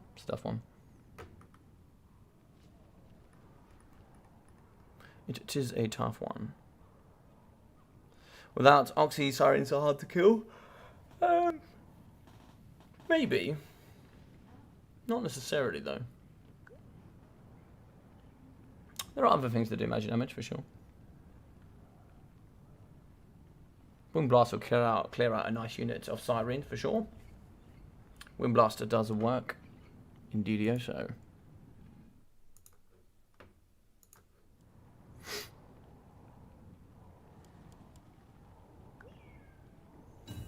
Good luck, have fun.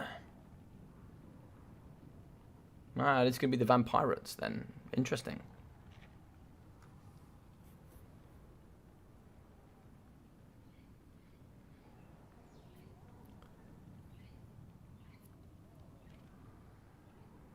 Yeah, VP is certainly scary for sure. I think Bob, if Bob knows how to play this, it's going to be 5 Javelins, it's going to be 5 Chameleon Stalkers, yeah, then maybe 3 Chameleon Skinks, bring in Oxyotl, what else could we see here? Maybe some Bodons, maybe, or maybe even so bring in the, cause another counter as well as not having Oxyotl, you can also bring in double solar engines. Yeah, double solar engines. Yeah. Pretty good. Then you go a Beast Caster, probably. Yeah, probably. You go with Amber Spear and probably Transformation of Gadon. Try and see if you can snipe.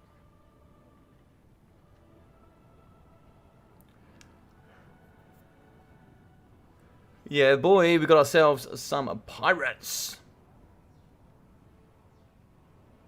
Yeah, I think Chaos vs. is a pretty fun matchup. Yeah, for sure. Indeed.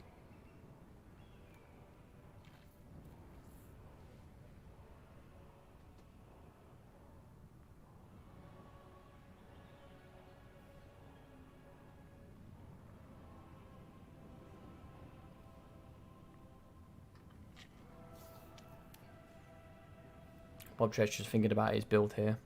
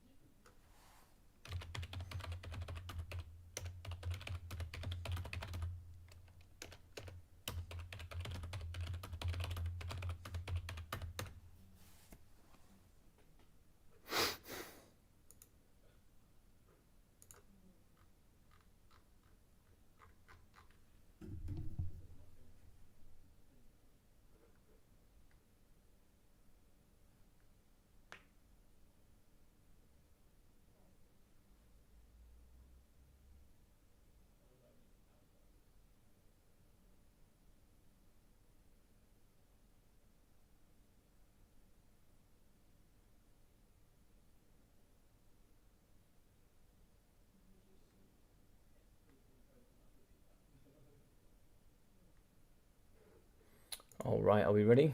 All right, he's not ready yet, but we'll give him some more time, see how he's doing. Hopefully he's doing okay.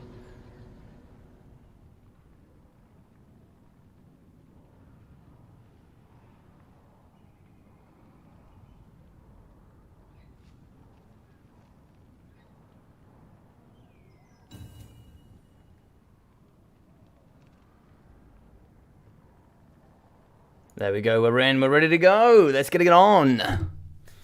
Hey, Larry, I wasn't interested in VP ever since I found out they didn't cast Johnny Depp for Luther Harkon. Oh, mate, that would have been so cool. That would have been so cool. Was that ever a plan? Was that ever a thing? I kind of like to see Johnny Depp do... Oh, actually, Johnny Depp would have been really good for Luther Harkon, yeah, with all of his... he's got his mind split 13 ways, right, I think, something like that. He's got some ludicrous lore about him, for sure. Yeah, he's got some ludicrous lore. Alright, so game 2 here in the finals. We'll be having Son of the Mountains Grombrindle going 1-0 up here against RTK Bob Tresh. And can he pull it back here with a Lizardman? Probably. Great Lizardman main here is Bob Tresh. He likes to bring things on the edgier side of life, but I certainly like to see his builds. They definitely have some good thought processes behind them. And... you know, you generally kind of see that towards the top end of the community, where you see the top players within their respective field of, like, you know, being a main like Lizardman, like Bob Tresh and Ducky, certainly bring their own individualistic builds, which is always quite fun. I was in talks, was it? Oh man, that would have been super cool. That would have been super cool to have Johnny Depp as Luther Harkon. That would have been really funny.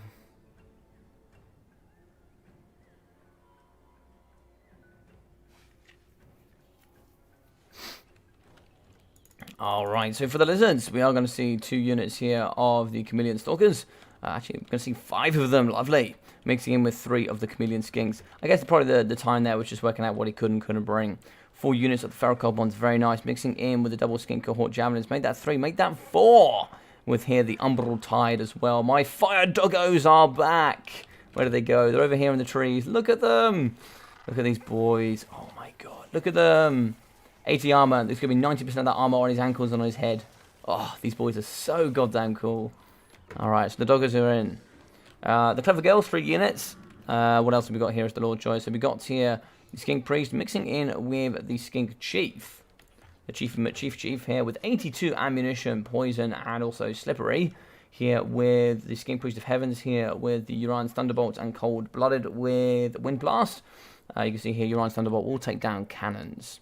In front, we are going to have the Oxyotl here with, yeah, I like the use of Slippery, the Master Predator, and the Golden Blowpipe of Petui. For the VP, pretty wide front line here of the Zombos, mixing in with some gunners in the back here with the handguns, and, yeah, looks like some polearms as well. Dotted in with the double gunnery whites here, and Carnoculus on foot. Love to see that. Normally bring him on foot. People think you have to bring him in the air. Sorry, I say in the air on his mount. I'm not always a big fan of it, but Catatoff, Movedar, Wrathstorm, Arcing Conduit, Invocation, and the Drowned Dead. So we are going to see some lots of Promethean gunnery mobs here in the back, including the Lamprey's Revenge, and yeah, a load of polearms with some bombers. So no sirens in sight, which is always relatively interesting. Some doggos could have been nice, but yeah, we'll have to see. We'll have to see. Got to look up fun from both sides. I'd love to see that. Absolute chattery. Yeah, he couldn't handle the door stopper of the great old ones and went nuts. I love it. Those are the goodest of boys. Yes, they are the goodest of boys. These boys are the bestest, for sure. The fire pups certainly do pretty well here, for sure. Look at them. Look at them. I'll give them a little... There we go. It's good, isn't it? That's better. Lovely stuff. Now, struggling to find a home could be the Skink Chief. Might be wanting to get him round the flanks and maybe then shooting down the line here of some of the zombie deckhands. Penetration here from the shots aren't too grand for the Skink Chief, but is he really going to be able to do too much damage here up against the Lamprey's Revenge? Not too sure what sort of AP we're talking about here for the Skink Chief. Skink Chief and Chief will have 35 AP. Not great, I'll be honest, but he can certainly do some work for sure. There you go, golden blowpipe into the face of the Gunnery White, trying to get that recharge as quickly as possible. And so we are going to get Invocation early doors here to heal up against the big boy. You want to keep him in tip-top shape for sure. Over here on the right, we can see the pole arms getting chased here by the Stalkers. Stalkers are in. They didn't do too much damage value, but we can see Wind Blast here up against the Bombers. That is going to stop them from shooting when the front line does hit. Javelins were not used there on the left. Very bold choice there, Cotton. And we're also moving in with the Chameleon Skinks into combat. Very interesting. We can see that the Lamprey's Revenge are coming forward. We can see here, Oxy is going to be shooting into the back here. Maybe try and see if he can clamber on top of the Gunnery Whites. Get some beautiful AP shots in there. Clever Girls come around the flanks. We can see some more of those Javelins moving into the middle. Get the Clever Girls in and get them busy. Back pocket here is going to be open. We can see here, nice big gap here. It's going to be a small gap here and a rather large one bending over here. So you see the Clever Girls are moving in. They are doing the damage here that the old ones do need them to do. But yeah, it's looking pretty tough. Looking pretty tough. Bombers in the back. They are going to be firing here up against the Skinker Horde Javelins. But the handguns that have been paid for are certainly going to be filling the orders of the old ones. Skink Chief in the front is going to be just pew-pewing here in the front with Oxyotl. They're going to be hand-by-hand, bros in together. We can see here, a little bit concerning is going to be the kind of skinks here dotted around in the same pockets. Got to be careful there. Fire Doggos are inbound, and they've got some good AP damage here from their weapon strength, but not too much here from their missile strength. So it should be interesting to see how they kind of perform here in the later stages. Where's Count Nocky? Count Nocky is going to be the front here, slashing up against the Chameleon Skinks here with his halberd, doing some nice work here indeed. Javelins are inbound, but they haven't been utilised yet, so we are going to have to think a little bit about how we're going to put those to good use. There is going to be Invocation here. Interesting Invocation for Noculus. The Clever Girls are in, but they're going to be taking some big boy damage, or should we say big girl damage. They are in the back here, shutting down some of the deckhand bombers. Negative 31. I think there might have been a miscast there on the Invocation. Not too sure. Bounce power is going to be in the undead favour. Not hugely, but they are going to be winning here for the majority. Crabs are surrounding here up against some of the Javelins. We are going to be rampaging the Ferrocold ones. Now, there's no bonuses to stats as they are the cheap ones. As we can see here in the middle, Chameleon Stalkers are in, giving the good poke here up against Noculus. He's going absolutely ham here in the middle with that halberd, doing the work of the seas. Ferrocold ones, they're going to be doing some good damage in the back here up against some of the handgunners. They are rampaging. Some of the pole arms should be able to get through and do the good damage here up against the Lucky Girls. They're going to keep going in front here and there, but the Ola Skink is certainly falling apart here in the middle pocket. Ferrocold ones, Skinker Horde Javelins, they are going to break apart the summon here of the Deckhand Gunners. But here, Knuckles is going to be relatively healthy. Is he going to have hunger? No hunger for him. Hunger can be quite nice for him sometimes, especially when he's on foot, just to keep him healing nice and, nice and well. King Chief is going to be getting shot. He is going to break. It's now going to those guys pushing onto hopefully Oxy here. But there's some good damage here. Ooh, big shot there coming in. 360 no scope from the Gunnery White. He's going to just be spamming into the backside here. 125 or 128 health, sorry, for the Skink Chief there in the middle. The rest is going to break here in the pocket. Balance Power is going to be pulling into the VP favour. Big shots here coming in from the Community Skinks as they shoot here up against the Naked Deckhands and the Pole Arms. A lot is going to be breaking in on this right-hand flank. We do have to be seriously careful as those men. We don't want to be triggering any sort of army losses. Bomber's going to be firing here. Cold-blooded going down on the Clever Girls. Just giving them that a little bit of support there. Even though they are so clever, they are susceptible to breaking and rampaging. In the back here, you are going to see the Gunnery White. He's going to be 360 snipering here over on the left-hand side, trying to see if we can shut down some of these Stalkers incoming. Crabbe's come back to the middle. They are going to be regenerating quite nicely. 5 models here are going to be available for healing.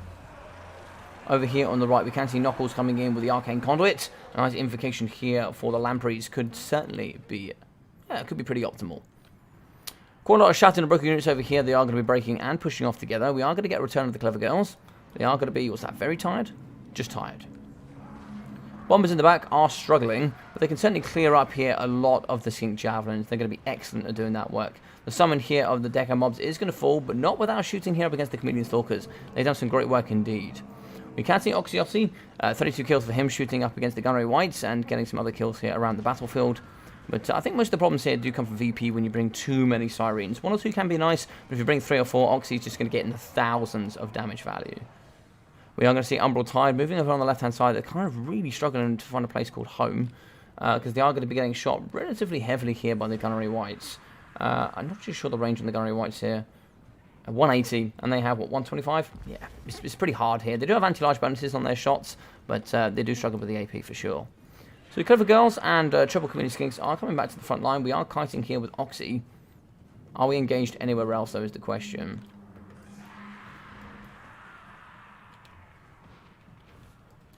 I don't see any engagement. So we do see an engagement here from the Feral Cold Ones. I am going to call it in 10 seconds if I don't see any other engagements here from the Lizardmen. They are going to be, in theory, rotating, but they're not quite engaging. Now, for the Winds of Magic, we don't have any here for the Lizardmen, but we do have it here, of course, for the Undead. Oh, Wrath going to come down here on top of Oxy, and he felt that. Down to 2,100 health. It's going to get pushed on here by the Lamprey's Revenge. And this could be the end of days here for the big boy. If he gets surrounded, which he certainly is, he is getting slammed home here. He is certainly finding a big problem here in the middle.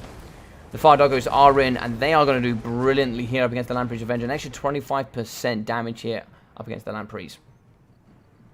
Could we get an invocation? We're certainly going to need an invocation here. The Fire Doggos are in. Can they do the damage here that they are needed to do? Gunnery Whites are going to be shooting here up against the Doggos. They're down to 21 models, now down to 20. They are going to get snugged here model by model. You can see Oxy here is going to be using, no, Arcane Conduit. We certainly need a heal here. They are at critical binding. So they are going to be taking -1 leadership for that damage over time. Community Skinks are going to be shooting up against the Deckhand Polearms. I don't think the Deckhand Polearms need to push in this direction. I think actually you just kind of, you wait here. I think the Deckhand Polearms pushing out is not going to be all that optimal.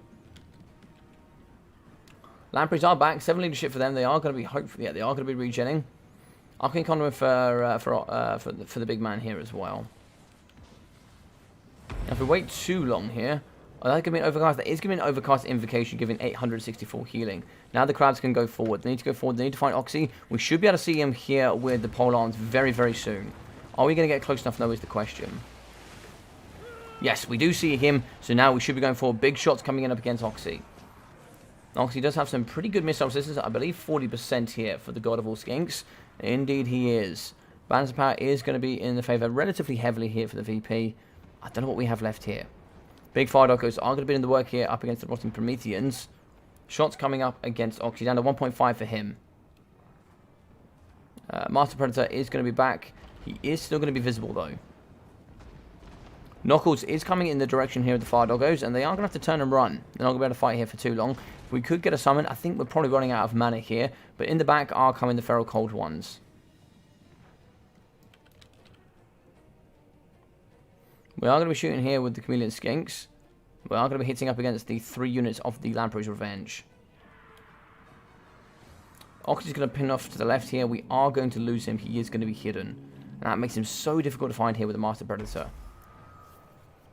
He's going to move around here into the middle and now start shooting here, maybe into the backside of some of the Lampreys. Summon here is going to push up against the Chameleon Skinks. And here we can go. Balance of power is more and more pushing in the favour as more ammunition does get used. Scabstrath going up against the Chameleon Skinks. That is going to delete them. That is going to shatter them as well. So lovely work there. We are going to be losing some shattered Feral Cold Ones as well.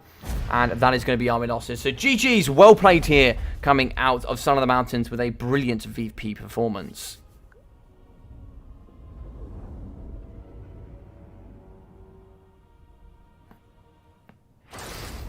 What's this? Armor and sirens are the things I bring for the Lizzie boys. Can never decide between Noculus or Silostra though. Full Gone Line can be fun too. Vampirates are just too fun. Yeah, VP are super fun. They are super fun. 501 there for Knuckles, with 1.5 and 1.1 there for the Gunnery Whites. 190, 280, and 340 there from the Deccan Pirates, with 400 and 340 there for the Bombers. The guns coming in at 290 and 320, with 350 there for the Handgunners. The Polearms 56, 480, and 100. 630 and 1,300 from the Rotting Promethean Gunnery Mobs. Oxy coming in at 2,488. Super well and balanced here, of course. But of course you can shut him down in seconds. The reason why it's quite good to have him against VP is that the fact that they are relatively slow. Looks like 360 there for the Skink Priest of Heavens, with only 98 there for the Skink Chief. Looks like we got 240, 470, with 280, 370, and 220 there for the Chameleon Stalkers. Javos in at 450, 100, 440, and 59, with 300, 270, and 440 for the Chameleon Skinks. So the Clever Girls, 270, 260, 400, and 300, with the Fire Doggers in at 1,000. So yes, GG's well played.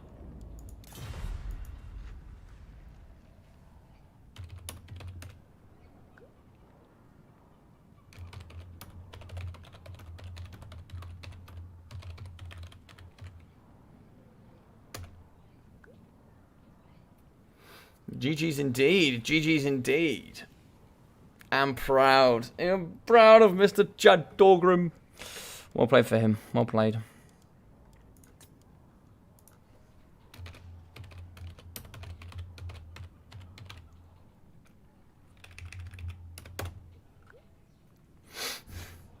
So for the map, Gorgazan will be the choice.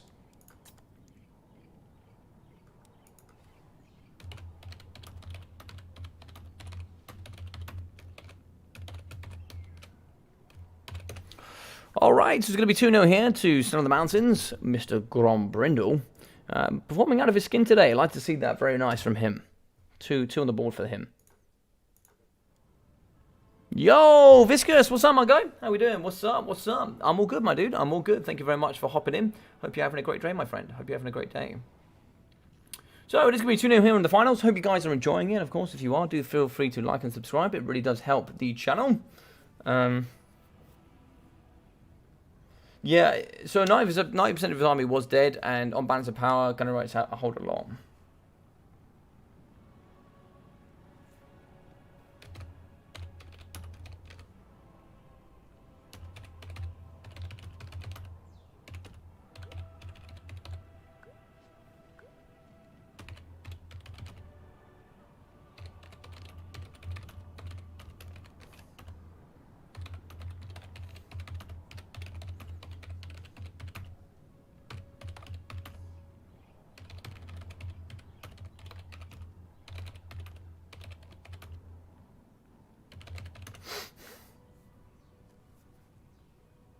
Yeah, so for me, with the Gunnery Crabs, with Noculus, some more heals as well coming in from the big crabs.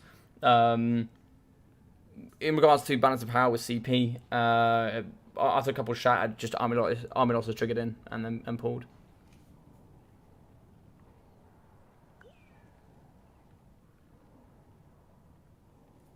I think AL should not be a factor in multiplayer. Last man standing. Yeah, maybe, yeah.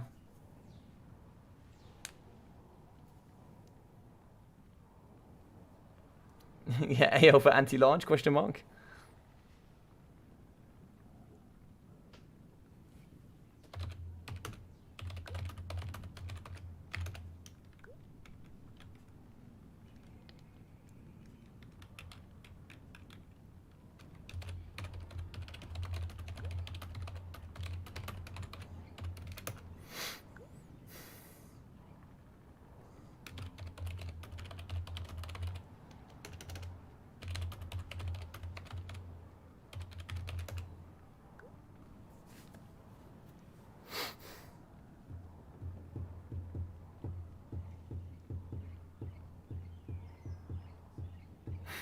Yeah, I know, Rusty. We're just joking, bro. We're just joking.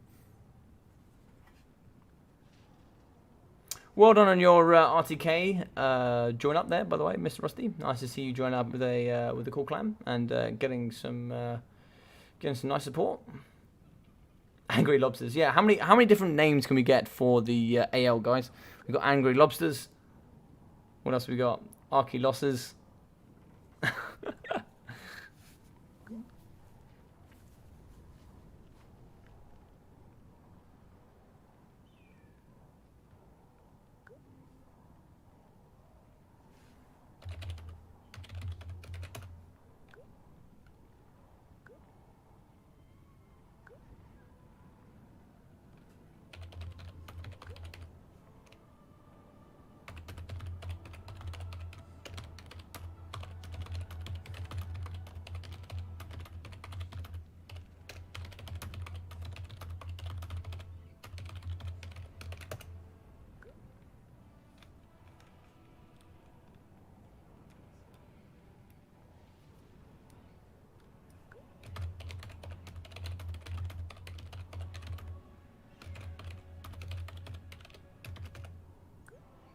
Well, thank you for playing, Bob Tresh. Mr. Geese Howard, check your DMs, my friend. Check your DMs. Check your DMs on the Discord.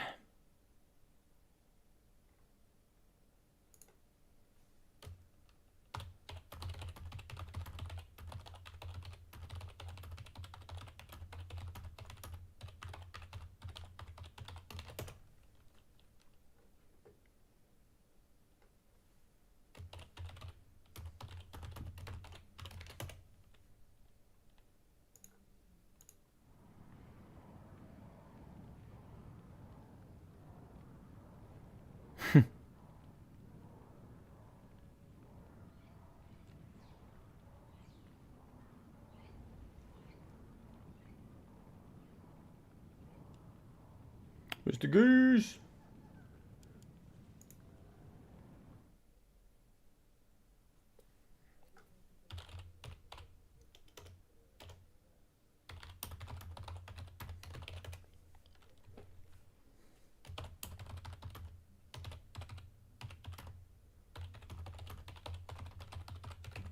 All right, it looks like we have a champion. We have Geese Howard is going to step up and play on the live stream. One absolute legend, everybody. One absolute legend.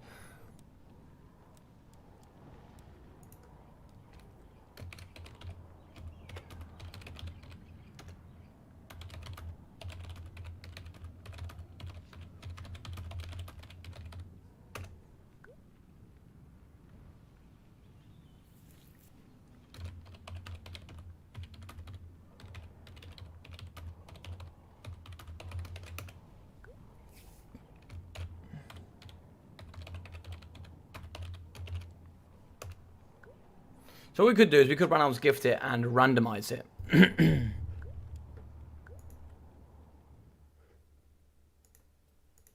All right, it looks like we are going to randomize it. So let's get that ready then. Let's get that ready. This is going to be fun. All right, let me get that ready. Let's get in here with Ranald's gift picker faction. We're going to go down here to the bottom. We are going to go with this. Wonderful. So, great win there for Mountains Grand Riddle. He is going to win today's 4-man Invitational. So, well played to him. Beating Mr. RTK Bob Tresh 2-0. So, great stuff from him. Like to see that. Always like to see that. Great performance. Bob put on a fantastic one as well, you know. Bob's a very good player. So, I'm sure on another day he would do just the same thing. Please, Dobby! Oh, Grimgor Ironhide here for the big man. Ah, that's the awesome War Slug of Battle. Right, I now know who's who now.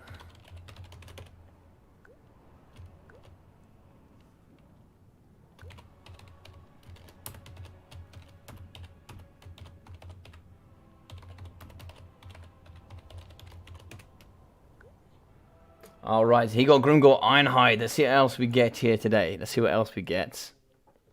Alright, let's Ranald's gift it. Oh, I cannot see. So let's revert that. So we can actually see what we get here. Nice. There we go.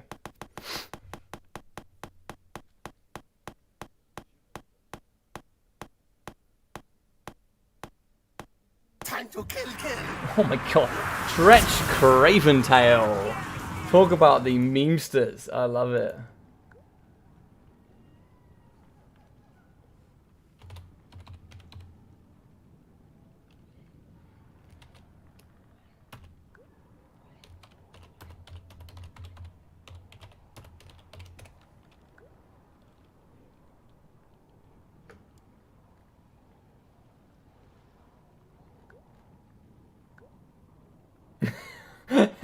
I'll let him play what he wants, right? But he got the big man. He got the big man. So I'll leave it up to him about what he wants to do. If he wants to play the honourable Tretch or not, it's up to him. Arguably Logic. I like that one. Absolute legend as well. What a bunch of ALs coming through here as well. Asbestos Lever. Oh my god.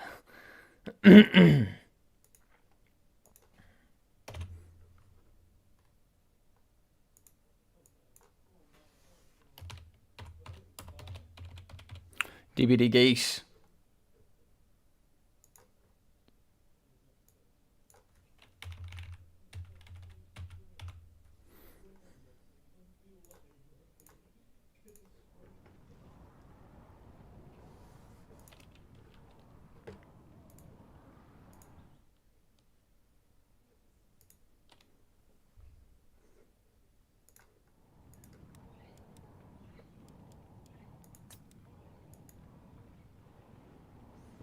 Alrighty, so what we'll do here, we'll just wait for these two. Just give me 10 seconds, guys. I'll be right back, and then we'll crack on here with the very final game.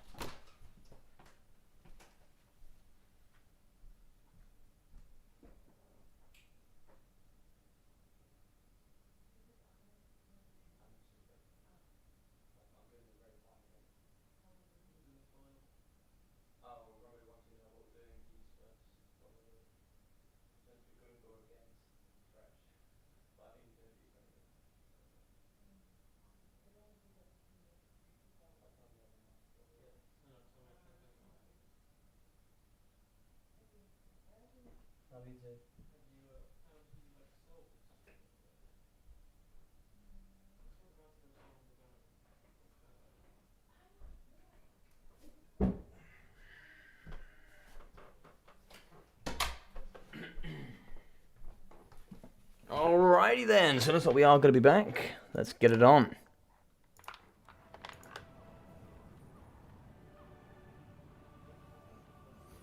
Oh yeah, so if anybody doesn't know, Geese has not played in a while. So he's coming on as an absolute champion today.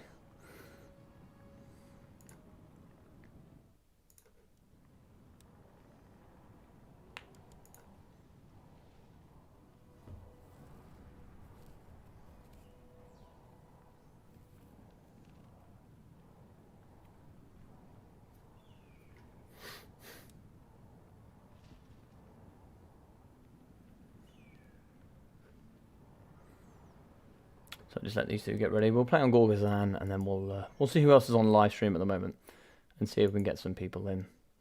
But for the final game, guys, here for the kind of celebration stream. So thank you very much for all of you guys that have been supporting me. You support me so well that the only kind of task left, I guess, or my only achievement I'm looking to push towards is 1,000 subscribers to become a partner here with CA. Becoming a partner with to become a partner with YouTube. I've become a partner here with Twitch. It's just YouTube to go. I stuck it in here with CA as well, and I've got some really awesome stuff to come forward, which should be really, really awesome. So, yet again, thank you very much to everybody as well. It's been super cool. I'm ready to lose. All right, let's do this.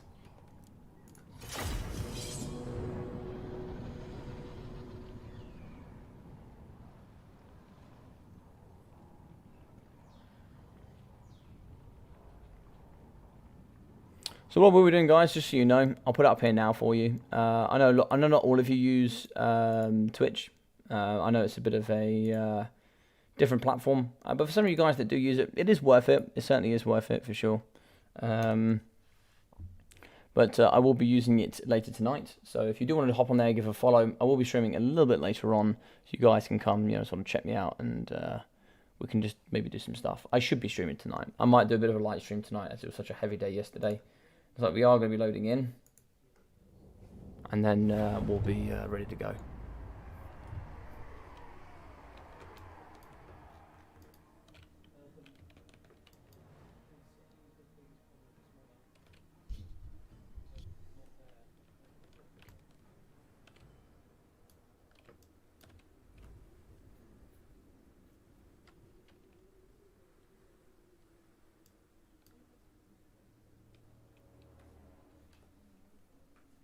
I'll jump on Twitch and check out there. Awesome, man. Yeah, do feel free to, my dude. Feel free to. I'm not too sure what we're doing. Tonight we'll be doing one of two things. We'll probably either be doing carrying on my legendary campaign, or we'll be doing some more multiplayer for sure. For sure. Might do some sort of King of the Hill or something. So, for the Beastmen, with the balance of power in their favour, we are going to be having triple Chaos Spawn. I love it. Mixing it in with 2 Harpies. Triple of the Ungol Raiders here in the middle. And also 4 units of the Ungol Spearhead Shields, the Gorbel, and Malagor, the Dark Omen. So here, going to be naked with just Blood Greed. And in the sky here with Malagor, we are going to have Arcane Conduit and the Penumbral Pendulum. Trying to get as many of those pendulums going forward as possible. Quadruple of the Centaurs, no throwing axes. I'll make that, oh yeah, it's still quadruple. Triple spears, make that 4, 3 archers, 5 spears actually, and a Gorbel. Whew, it's a build. It's a build. In for Chatty Thorgrim. Here with Grimgor Ironhide, the Black Orc Big Boss, and the Crimson Killers here in the middle. Look at the boys. Here with the Blood Forged Armor. Get Snick, you're next. Get back here, and best of the best. I like it. We're also going to be having Black Chalks as well on either flank, mixing in with the Arrow Boys, 8 Peak Loonies with the Fanatics, Gobbos as well as the Broken Tusk Mob. Holy damn, the Broken Tusk Mob are in today. Never ever see these picked. They will have Encourage, Anti-Large Armor Piercing, 100 Armor, 70 Speed as well. These boys can certainly do the business. Oh wow, Black Orcs, 3 in the front line, certainly going to be elite, 600. They've got to double their numbers. Oh my god, I don't know if there's enough on this force to deal with all of this. Because they've also got in the Rogue Idol. 150 armor. It's going to be tough. It is going to be tough. And they also give an extra nice little map-wide bonus, I think. Yes. Map-wide bonus of +4 leadership, which is actually kind of really helpful there for the Greenskins, you know.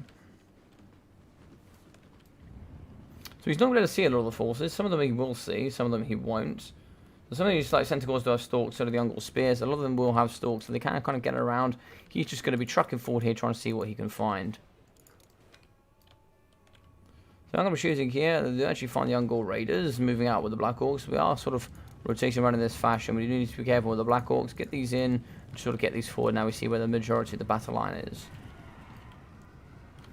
Arrow shooting at the top, they are going to be coming into the Goblin Archers. We see the Tusk Mob coming over to the left-hand side to kind of see if we can deal up against all these Centaurs. Centaurs do have Rowdies, of course, so you can keep those moving around, doing all the bad stuff they normally do. Got to be careful with these Black Orcs, though. These Black Orcs here certainly need to rotate into the middle and try to kind of help alongside that Rogue Idol. Black Orcs and the Broken Tusk Mob coming in. They're going to start fighting here up against the Ungors with those spears. And you got some Centaurs in here as well. Nice big, what should we say? It's not really, it's a bit of a slow charge here. In the middle, we do actually see a Penumbral Pendulum here fighting and going straight through here up against the AP Loonies. Where's the king himself? Where's the Flying Lord at 121 speed? Malagor just going to be chilling around here in the battlefield, shooting in for the Ungol Raiders, firing into the pocket. They are going to do nothing up against the Rogue Idol. 150 armor for him. It's going to be just throwing pebbles up against a nice big steel, metal kind of rock monster block. Yeah, this thing is just, I don't know, it's just made of all kinds of, I think it's just thrown together with everything. I think it's just like 90% magical as well. Okay, a little bit of lag, but we are going to move in here with the Harpies, pushing up against the Broken Tusk Mob. Should we get the Harpies down here on top of the Goblin Archers? Centaurs ready to get in and do the work. Gorbel, attack it here with anything. Black Orc Big Boss is moving in. Does he have the Brass Cleaver? No, just ITP. The Brass Cleaver, like +10 melee attack, can really help in this pocket. Gorball is going to combat its way through into the middle. Chaos Spawn are fighting. They do struggle with AP here, but they will rip apart the AP loonies. We are going to be wavering here with the Ungor Spearhead Shields. And arrows are going to be firing in here. They're just going to continuously shoot up against the Rogue Idol, but they're not really going to rack up too much damage value, I don't think. 101 here. Seems like here we are going to get 9 kills, 108. And we are going to get only 78 there on the right. Pouring in up against 150 armor. They do really struggle with that armor piercing. I think 1 AP I think they've got. It's really not strong. Gorball is going to be fighting, but he's going to be getting punched here by the Rogue Idol. 60 melee attack for him, but he only has 20 melee defense, so he will take some big hits here coming in from the Gorball. So Penumbral Pendulum coming straight through up against the middle line as well. We'll be hitting quite a few units of the Black Orcs. Black Orcs here are going to be struggling. Crimson Killers down to 35 models as they fight here up against the Spawn. Bloodforged armor is coming in, plus 30 armor there. 150 for Grimgor Ironhide. Arrows are shooting into the middle pocket, but in come the Harpies. They kind of want to turn and burn here if it's all possible. Second can also shoot in as well. It's like here the Broken Toss-Mob are going to push away the Tentacles, so coming back towards the middle to aid a little bit could be quite nice. Getting them in and up against the Archers could be also quite tasty. Spears moving back in up against the Rogue Idol. He's going to be kind of not in a happy place. Gorball is going to be wavering. He is also not happy here with the Terror and Icy close by. He actually does have ITP, so actually the Terror's not going to affect him too much there. Arrow shooting over the top here into the Harpies. Harpies now going to dive yet again down on top of the Goblin Archers. Should be able to do some nice work. Goblin Archers do not have the best stats. I believe 10 melee attack, 50 melee defense. Yeah, not too strong. So as you can see here, the Chaos Spawn, although they are unbreakable, they are going to be struggling. And now going down is going to be the Rogue Idol. He is going to be struggling here up against the Centacle pressure, and the arrows are eventually shooting in. He's going to get some great increases. 1,140 weapon strength here for him. 61 melee attack as he fights here up against the Centaurs. He is going to be breaking though down to 1,800. Sorry, 800 health now. 750, 600. What is deleting him here? Oh, he loses armor. Of course, he loses armor, so the arrows are going to do exponential more damage as he goes through his tiers. God, yeah, silly boy. Silly boy. As you can see, Grimgor and the crew are going to be getting hit here in the middle. We are breaking off all of the goblins in the back. The Broken Tusk mob are going to catch up some of these Harpies. And the Tentacles, I do apologise. Archer shooting into the middle pocket, though. We can see Chaos Spawns down to 5 models here with 470 health. It's going to be less than 100 health per model here. Beastmen are going to be doing quite well here. In the middle, what is going to be this? Get back here, plus 14 leadership. Crimson Killers are broken. 40 models, 600 health for them. Jesus, that's not very much health. That's about 50 health per model. But they are going to get ripped apart here by the Chaos Spawn. It's going to be the boy versus the world here. We are going to see your next on top of the Gorball. Gorball is going to get slapped up a new one here. He's going to go down to 180. He actually falls there. Now the Black Hole Big Boss and also Grimgor can fight here up against Malagor. Malagor doesn't have the best stats, 55 on 45, so pretty average, like nothing brilliant. Oh, that punch to the face there. Grimgor comes in with a big slap, 675 armor piercing weapon strength as he thumps there up against Malagor. Using here Gitsnik, yes he is, brilliant stuff there. 94 melee attack as well. The 45 melee defense of Malagor is going to stand a 0 chance. He is punching Malagor through to another dimension at this point. Penumbral Pendulum here going straight through up against the Broken Tusk mob. We see here in the back we do actually have some of the Black Orcs fighting here up against Chaos Spawn and Harpies. ITP will help as they do, I think it's Fear here. Yeah, Fear for the Chaos Spawn. We're going to be down to 10 models, 460 HP, 7 leadership for them, for negative 13. That will be them breaking. Now I'm going to fight in the middle here up against with the Ungors. We can see here the Chaos Spawn down to 1 model, 97 health, and we should be declare out here with the Crimson Killers. We are going to return here with Malagor, but with only Penumbral Pendulum, we could struggle here. I actually really do like seeing, what's the spell called? Melkor's Mist of Iron Miasma. It's really good up against elite units, especially things like Black Orcs. We are going to use the Bloodforged armor here in the middle, giving him a plus 30 armor up to 150 as he fights in combat here up against the Ungor Raiders. You can see his Tentacles in the back, 8 models. We are going to be retreating there with the Ungor Raiders. Ungor Spears as well, and getting shot in from the side here with the second unit of Rangers. Right, so in the back here we can see Chaos Spawn. How many models? 1 model, 63 health. We are going to push off the Black Orcs. Negative 19, negative 37, kind of fluctuating between there, so we probably won't see those back anytime soon. Broken Toss mob have been shattered. Malagor is now going to return back to the battlefield. Crimson Killers, they are in big trouble here down to 8 models. They are going to shatter. So just normal Black Orcs as well as the Black Orc Big Boss and also the big man himself, Grimgor. I really like the Black Orc. I sort of like Grimgor and all the Black Orcs here with the Black Orc Big Boss. It's a really nice theme. I think if we'd gone here with the Brass Cleaver, it would have been so good here for Black Orcs. Up to 47 melee attack, they would have had excellent stuff. We are going to shatter. The Chaos are going to run away here with the Spawn. But the Children of Chaos are looking in some pretty dire straits here. Uncle Raiders should be able to get in the back here, but we have how much ammunition here? 8. We are going to move in with the Harpies. Harpies has a pretty good weapon strength, 44, but they will get negated against that 110 armor. But we do have, what's that, 27 melee defense up against 22 melee attack. So, yeah, you know, take it or leave it. One is going to be in the back here. Look at him, and he gets slapped, and he has been dealt with. Oh, no. Oh, now he falls. Now he falls. Okay. Looks like here the Harpies down to 14 models, 480 health for them. We are going to be shooting in here with the Uncle Raiders. In with 110 armor, we are going to do damage here up against the Black Orcs for sure. Maybe chip damage, but every little helps, you know. Every little helps. Shattering with the majority here of the forces. Ammunition is getting expended here for the Ungors. Up to 15 kills so far. What sort of value we're talking here from them? 475. Not bad. In the middle here, we can see Malagor. Your net's getting popped on top of him. He will get slashed. He will go down. That will be army losses. GG's and well played here to the boys in green as they come forward for the war. Hey, son of Kran. How we doing, buddy? Hey, guys. Did they delete Thoric Ironbrow's Rune of Doom? No, they didn't. No, they didn't. Welcome to the channel then, my friend. Welcome to the channel. Yeah, 1 AP damage per arrow. That is correct, Mr. Hanksaurus. I did state that. So, Grimgor, 1,900 for him, with 880 there for the Black Orc Big Boss. 1,100 for the Black Orcs, with 1.2 there in for the Crimson Killers. 1.4 for the second unit of Black Orcs, with 1,500 for the Broken Tuskmog. We are going to have 1.4k for the Rogue Idol, with 280 and 480 there for the Goblin Archers. 380 for the 8-peak Loons with the Fanatics, and 280 as well from the Goblins. We have 950 there for Malagor the Dark Omen, 900 for the Gorbel, with the front line in at 205, 215 at 285, 103 and 450 there for the Ungors. Ungor Raiders in at 345, 480 and 740. Great stuff.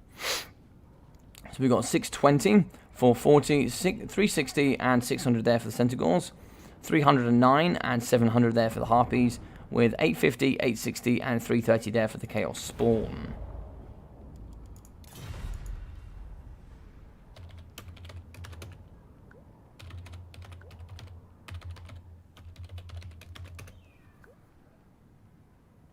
Well, thank you very much everyone that played today. I hope everyone had a great time and enjoyed the event. If you did, please feel free to smash that like button and of course subscribe. It really, really does help on the channel.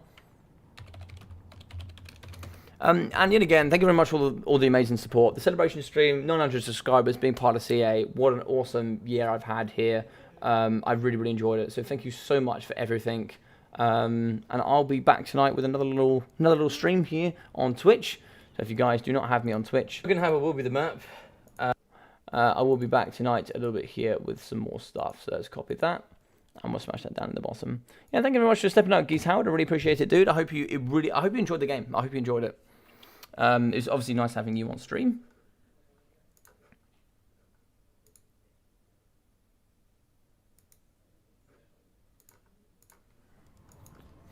So yeah, thank you very much for everybody that has watched today. I'm going to be signing out and having and pretty much eating my body weight in pizza, I believe.